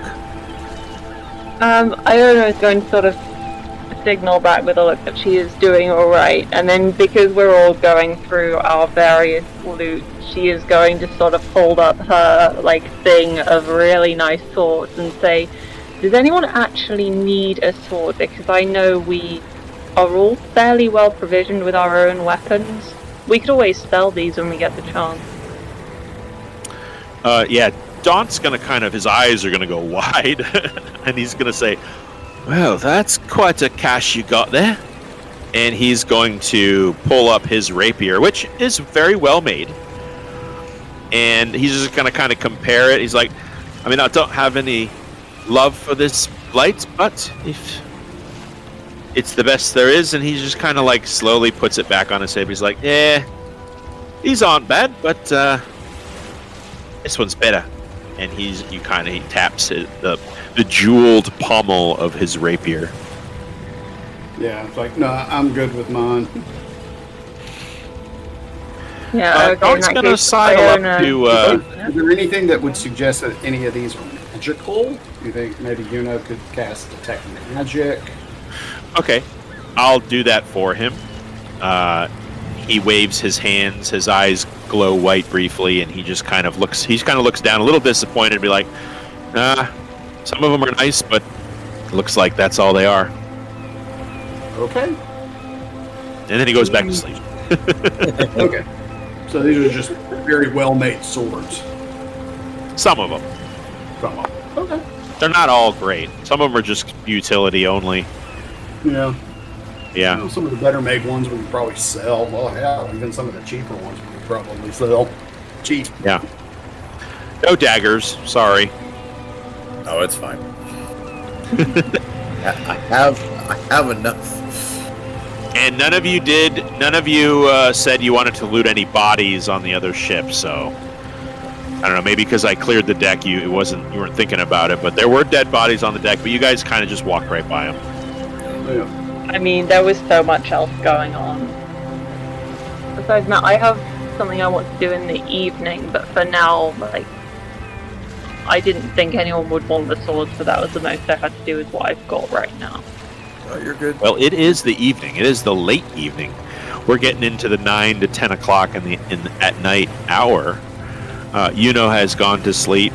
The day crew has turned in. You guys are sort of alone and quiet in your quiet mansion. Okay, right. Well, in that case, I will rephrase. I have something that I want to do, in the middle of the freaking night, so... If there's anything else anyone wants to... Daunt's going to, like I said, he's going to make sure that you're good, and he's going to kind of bid everyone good night. And Daunt's actually going to leave the mansion and disappear through the door. And that goes for anybody else. Take a bath to clean my clothes and go to bed. All right. Maven. They don't have a bath. I'm sorry. You could jump in the water and sort of tie a rope around. The mansion has a bath. Yeah, this ship you wouldn't unfortunately leave me does hanging not. like that. No, the mansion has a bath. Mansion has. Oh! Of course it does. Of course it does. I was specific on that Sorry. one. I was like, no. This is unacceptable accommodations. I'm using the shower in the RV that we brought with us, okay? Iona, in her time with the Crown Collectors, has learned about fancy bathing facilities. Yes, indeed. So your bath is quite enjoyable, actually. I don't know if we really use the bath that often.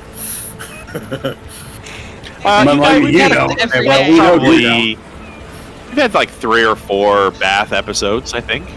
Yeah, that's true. Over the years. Every day. Every single day. Yeah. Washes her hair all the time. Just Doesn't fail once. No. Baranor just in the river. Yeah. Yeah. Yeah, Maven has to look like a shampoo model at all times. It's part of her, thing. Yeah. Well, she secretly has, prestige. No. Well, the night does drone on. Those of you who are prone to sleep do feel your eyelids pulling down over your eyes. You have the evening is yours if you'd like to close it. You can one by one turn in for the night. Sounds like Iona wants to do something, but not until the twilight hour, which it's approaching. Yeah. Does anybody else want to do anything, before you close your eyes for the night? Yeah, I'm going to thumb through that new book for a little bit. Okay, it's in a language that you don't understand. I will cast Comprehend Languages. It is a language that you understand now. Yeah. It is a storied history. It is something about the Himari Empire, which, yes, you understand this language, but this is like a language-specific word, so you're not quite sure what that means. And you're realizing that the book is very old, and you're feeling a little self-conscious touching the pages because they feel very brittle. So Okay. I would say you don't get too deep into it. The Himari, Himari, Okay. Empire. Okay. It's a word that sounds like it's from the east, or maybe the southeast, down by the Farachi Desert. It's a word that sounds in line with that, but it's not a language. It's not a written language that you know. You realize you're only gleaning the info because of your spell. Right. And like I said, before you get too deep into it, you get the feeling like you could probably damage these papers if you Sneeze. flip it too much. Yeah. Okay. So I'll go ahead, kind of grasping how old this is, I'll go ahead and close it and bind it back up and, kind of put it back. All right. I'll go to read my Nautical for Dummies book that I bought in town. Cool. Anybody else have any plans for the evening? Baranor would like to go a stroll of the ship if he could, and see if there's any other access points to the other vessel, or if it's just those double doors. All right, go ahead and make this is definitely going to be an investigation check, as you're going to also give me a stealth check, because this is you're definitely lurking. Okay. I'll do both then. Let's do, which one would you like first? Let's just do stealth first, just to see if you can get around and look without being drawn too much attention. That becomes a 25. 25 is pretty good. 25 is pretty good for stealth. It's not your best, but you don't feel like you really need to do your best. Oh, okay. Investigation, it's a nat 1, but reliable talent makes it a 22. Damn. So, however you want to play that. Why, thank you. I'm going to say you don't find another access point. Okay, that's fair.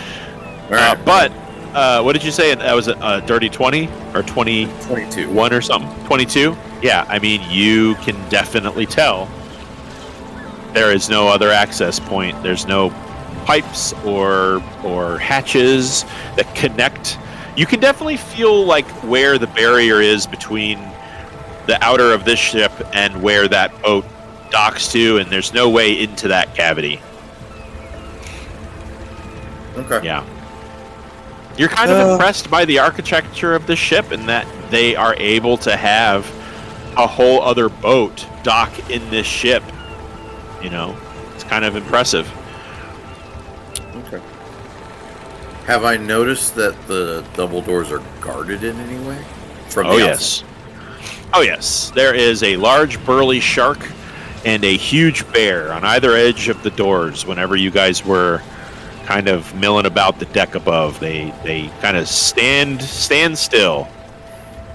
How about any traffic going in and out of the doors, or is it mainly just closed?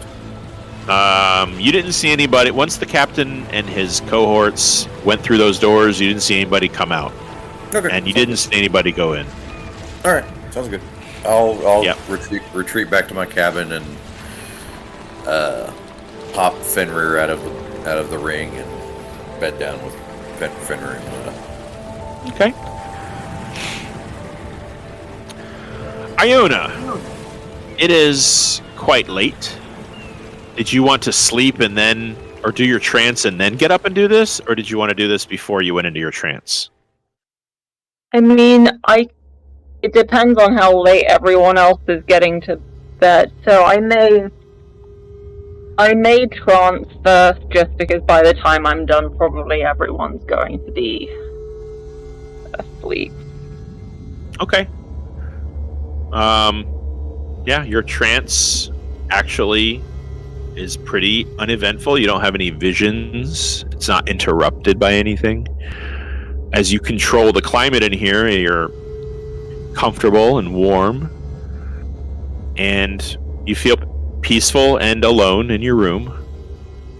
And you come out of it fully rested. You can apply a long rest, but determined to do something. What would that be? Oh, actually, no, I've just realised, no, I wouldn't have tranced first. No, because I know what I'm going to do, so I wouldn't have tranced first. I would specifically not trance first, because I would want to apply a long rest after this. Yeah, I've not tranced yet. I've realised one. Yeah. So, never mind everything I just said. Yeah. Do not let it affect your decision. Yeah, because I will have... Yeah. So,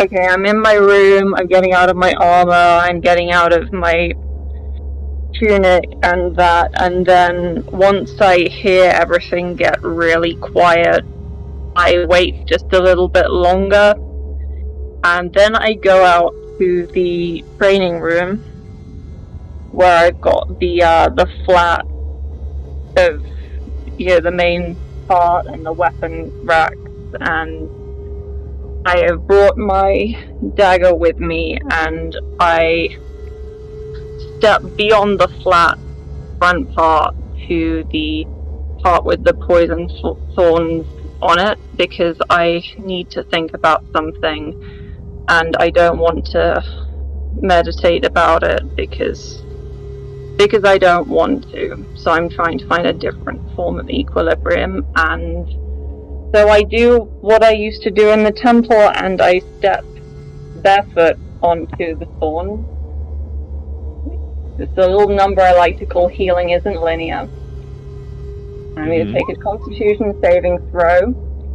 Okay, damn it, I am now poisoned. But that's fine. Oh no, wait, because I get to apply a plus. I think it's at least a +4 to that. So I'm actually not poisoned, because it's specifically against being poisoned, so I'm just barely not poisoned. And I start sort of moving through the drills that I got taught in the temple, and while I move through these drills and sort of muscle memory with this blade that has been put into my hand as soon as I was considered old enough to wield it, which is probably far too young from a realistic standpoint, and I'm thinking about this, this blade which Daunt says he likes, and the symbol on the grip which I wear towards me so that when I go out no one can see the symbol. And I think about the flattery of his attention and the way he has had my back in the fight and how it has been unexpected.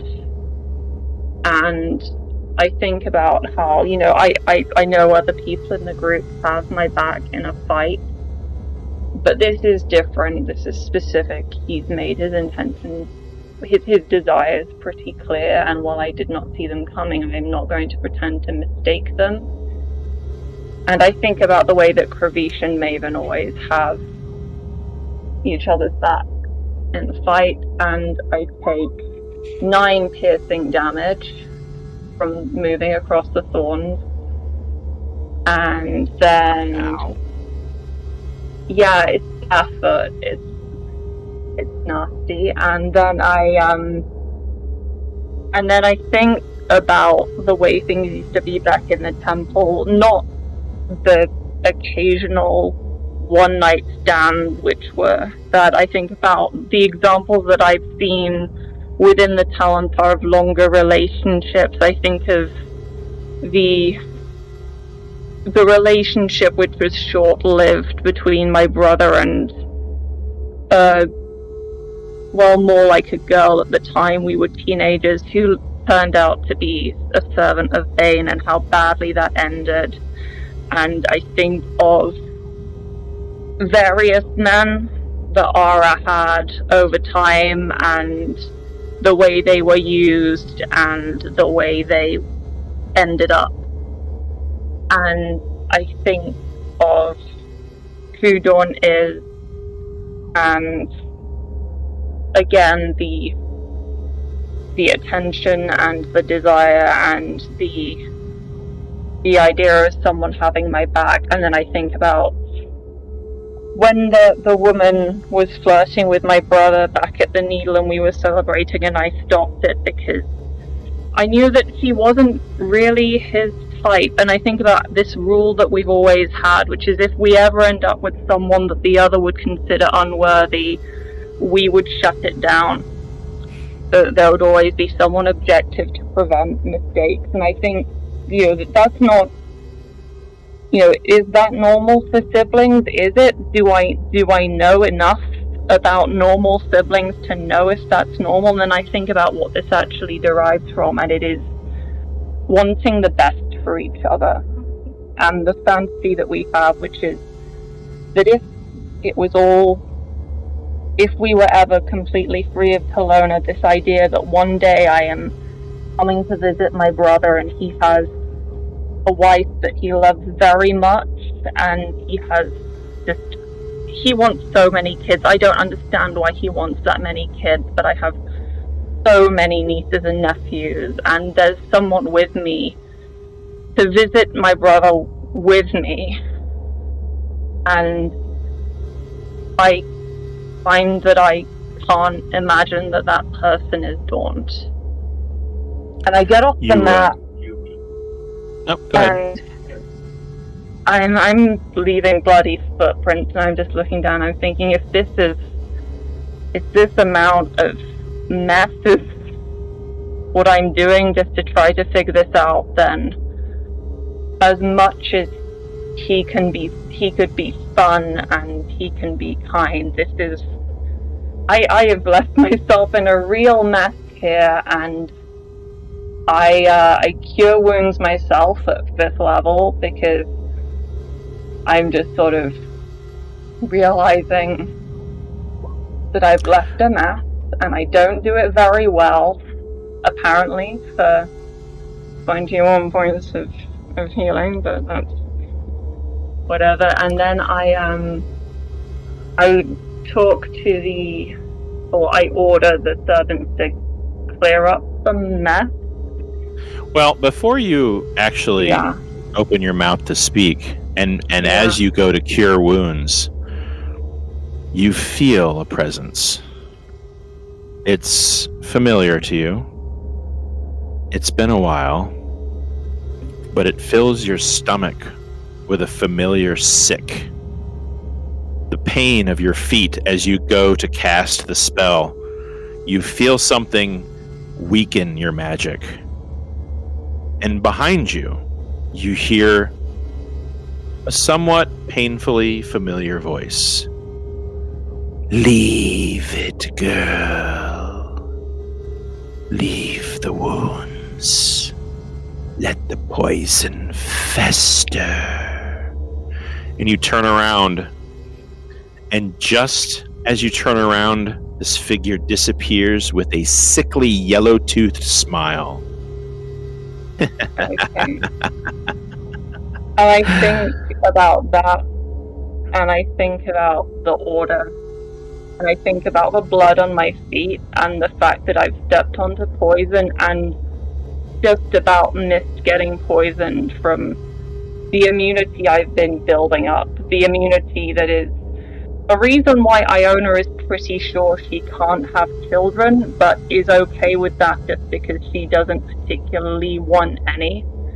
And then she is going to think, well, she already denied my death ward, and she already views this as disobedient, and I am walking bloody footprints onto this really quite nice stone floor, and I put my palm on my thigh and I cast Cure Wounds anyway. I have prayed 3 times daily from early childhood to this being. That sick feeling immediately dissipates from your stomach, but not without a twinge of disapproval. And you heal the wounds that you've prostrated on yourself. Yeah, and then I am going to make an insight check at disadvantage. Yeah, I am rolling to see if I mess this. Okay, that's actually pretty high, so I am putting my shirt back on before I do this, so that I do not wander out in my bra, because that would have been a really bad idea. So then I put that on, and I put my shoes on, and I go outside, and I go outside of the mansion to find Daunt. I look for him in his cabin. He's not in his cabin. Okay. Then I am going to... I would have much rather done this face to face, but I'm going to write a note, and I'm going to slip it under the door, or just leave it on the bed, or somewhere else that's obvious, depending on if the cabin is locked or unlocked.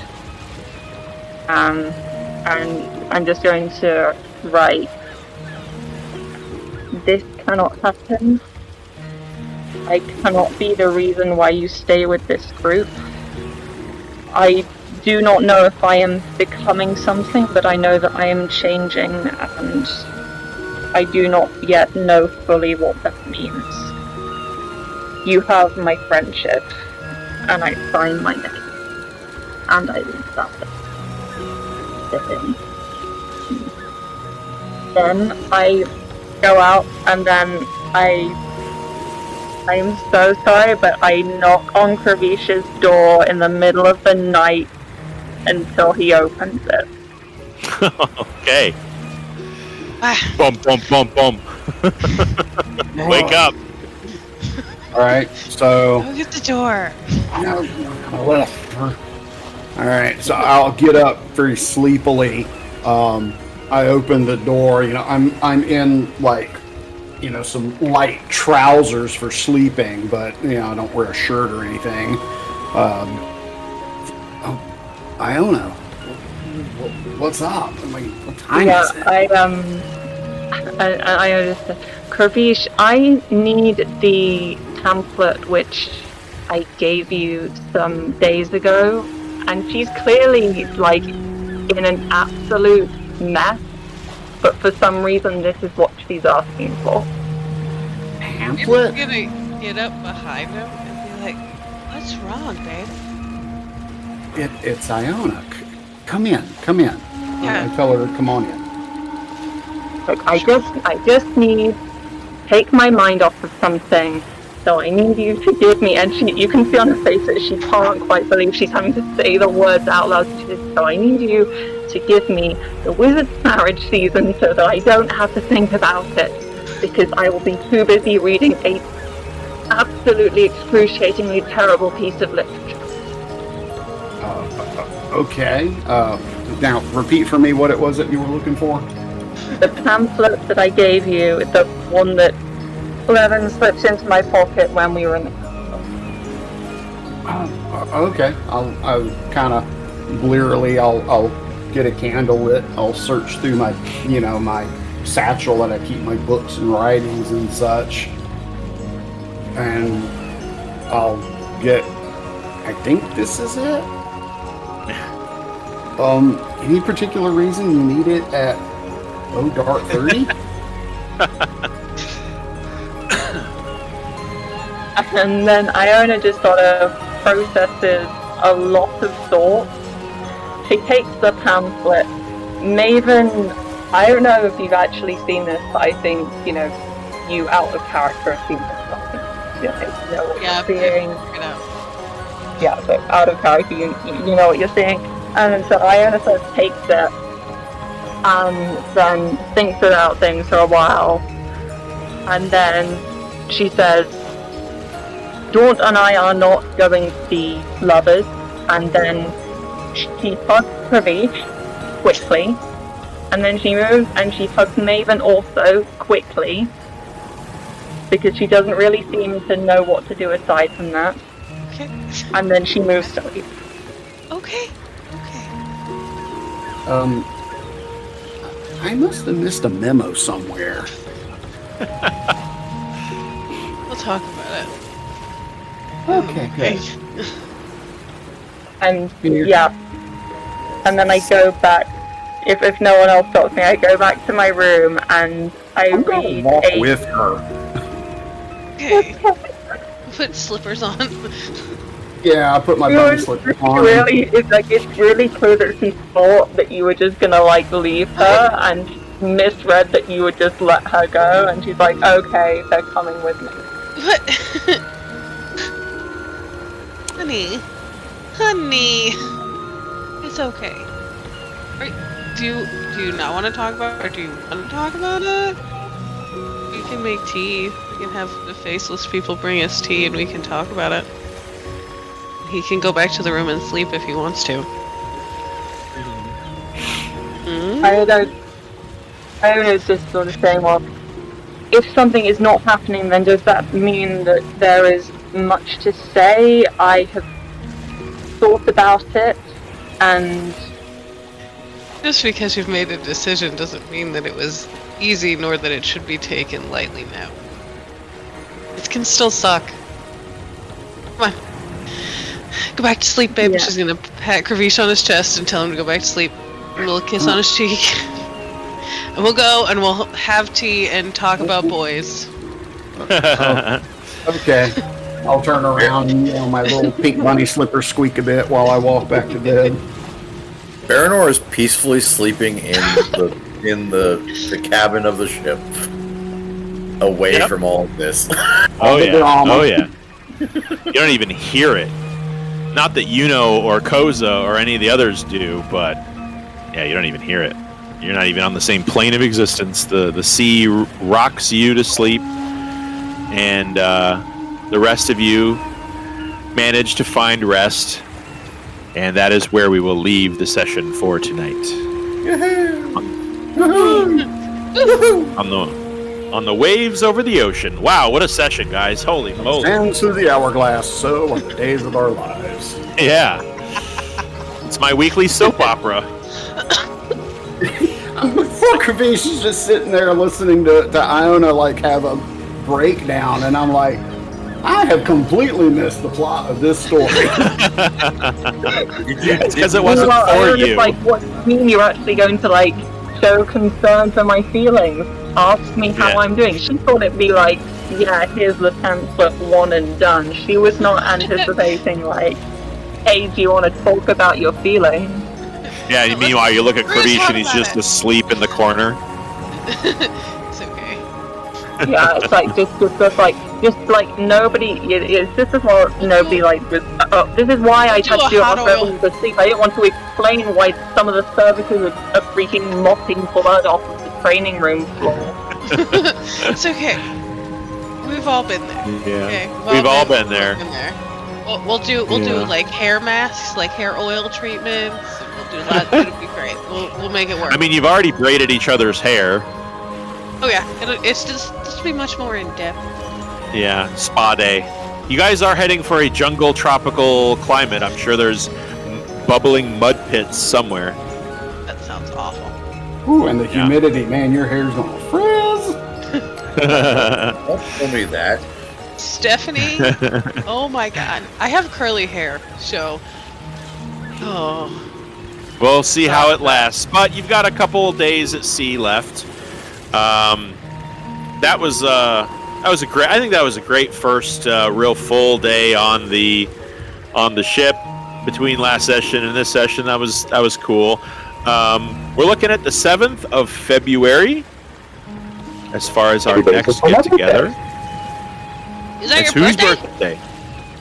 That's 2 days before. Oh, yeah, your birthday's on the 9th. He's gonna be 23. Oh. You can believe I got 2 years older than you. Right? I seriously actually do. I have one. I have one of my boot camp shirts still. I have a T-shirt that I got more than 23 years. People born after 9/11, I swear. Oh my god! Ew! I know. They didn't know. Little babies. All right. Oh my god. Well, that was great. Good role play, everybody. Good fight, man. That was a fun fight. I like fighting with pirates. But yeah, we'll see. We'll see where this trip across the Ocean of Souls takes the Crown Collectors next. Hopefully to Baraxos and not to some wormhole that side quests them for 5 sessions in a row. Not to an Elder Brain. No, not to an Elder Brain. I know. I'm just kidding. No. But yeah, we'll see what happens. And I got some stuff for you guys. I think you're gonna get a nice, diverse ocean-going experience. Super won't be a 3-hour tour, guaranteed. Will it be a love boat? Maybe. The jury's out. David and Kravish are already there. Yes, already a love boat. What do you mean? Right, but we've already had a breakup on the thing, so. You know. I mean, was okay. Not a breakup. It's not really a breakup. It's a non-starter. Okay. Oh my god, it's turning into a middle school scenario. Yeah. And Iona don't like him. I just like him. The wizard's marriage season. Check yes or no. Exactly. All right, folks. I had that happen to me in secondary school. I literally got like an if so-and-so asked you out, would you say yes or no? No in the middle of I've had that too. I had a little love letter to a girl that was like that. Will you be my boyfriend? Check yes, check no. I mean, I think everybody kind of has, ideally, because it's cute and it's like a coming of age thing. Yeah. So nothing's more awkward than the whole the Valentine's Day card giveaways, though. Well, yeah, that's just a torturous. Yeah, that's a torturous practice to crush your self-esteem as a young man. Yeah, I've been there too. All right, guys, I'm hopping off, but yeah, we'll see you guys in 2 weeks. That was a lot of fun, man. Everybody have a great weekend. Yeah. All right, man. Bye. Bye. Bye.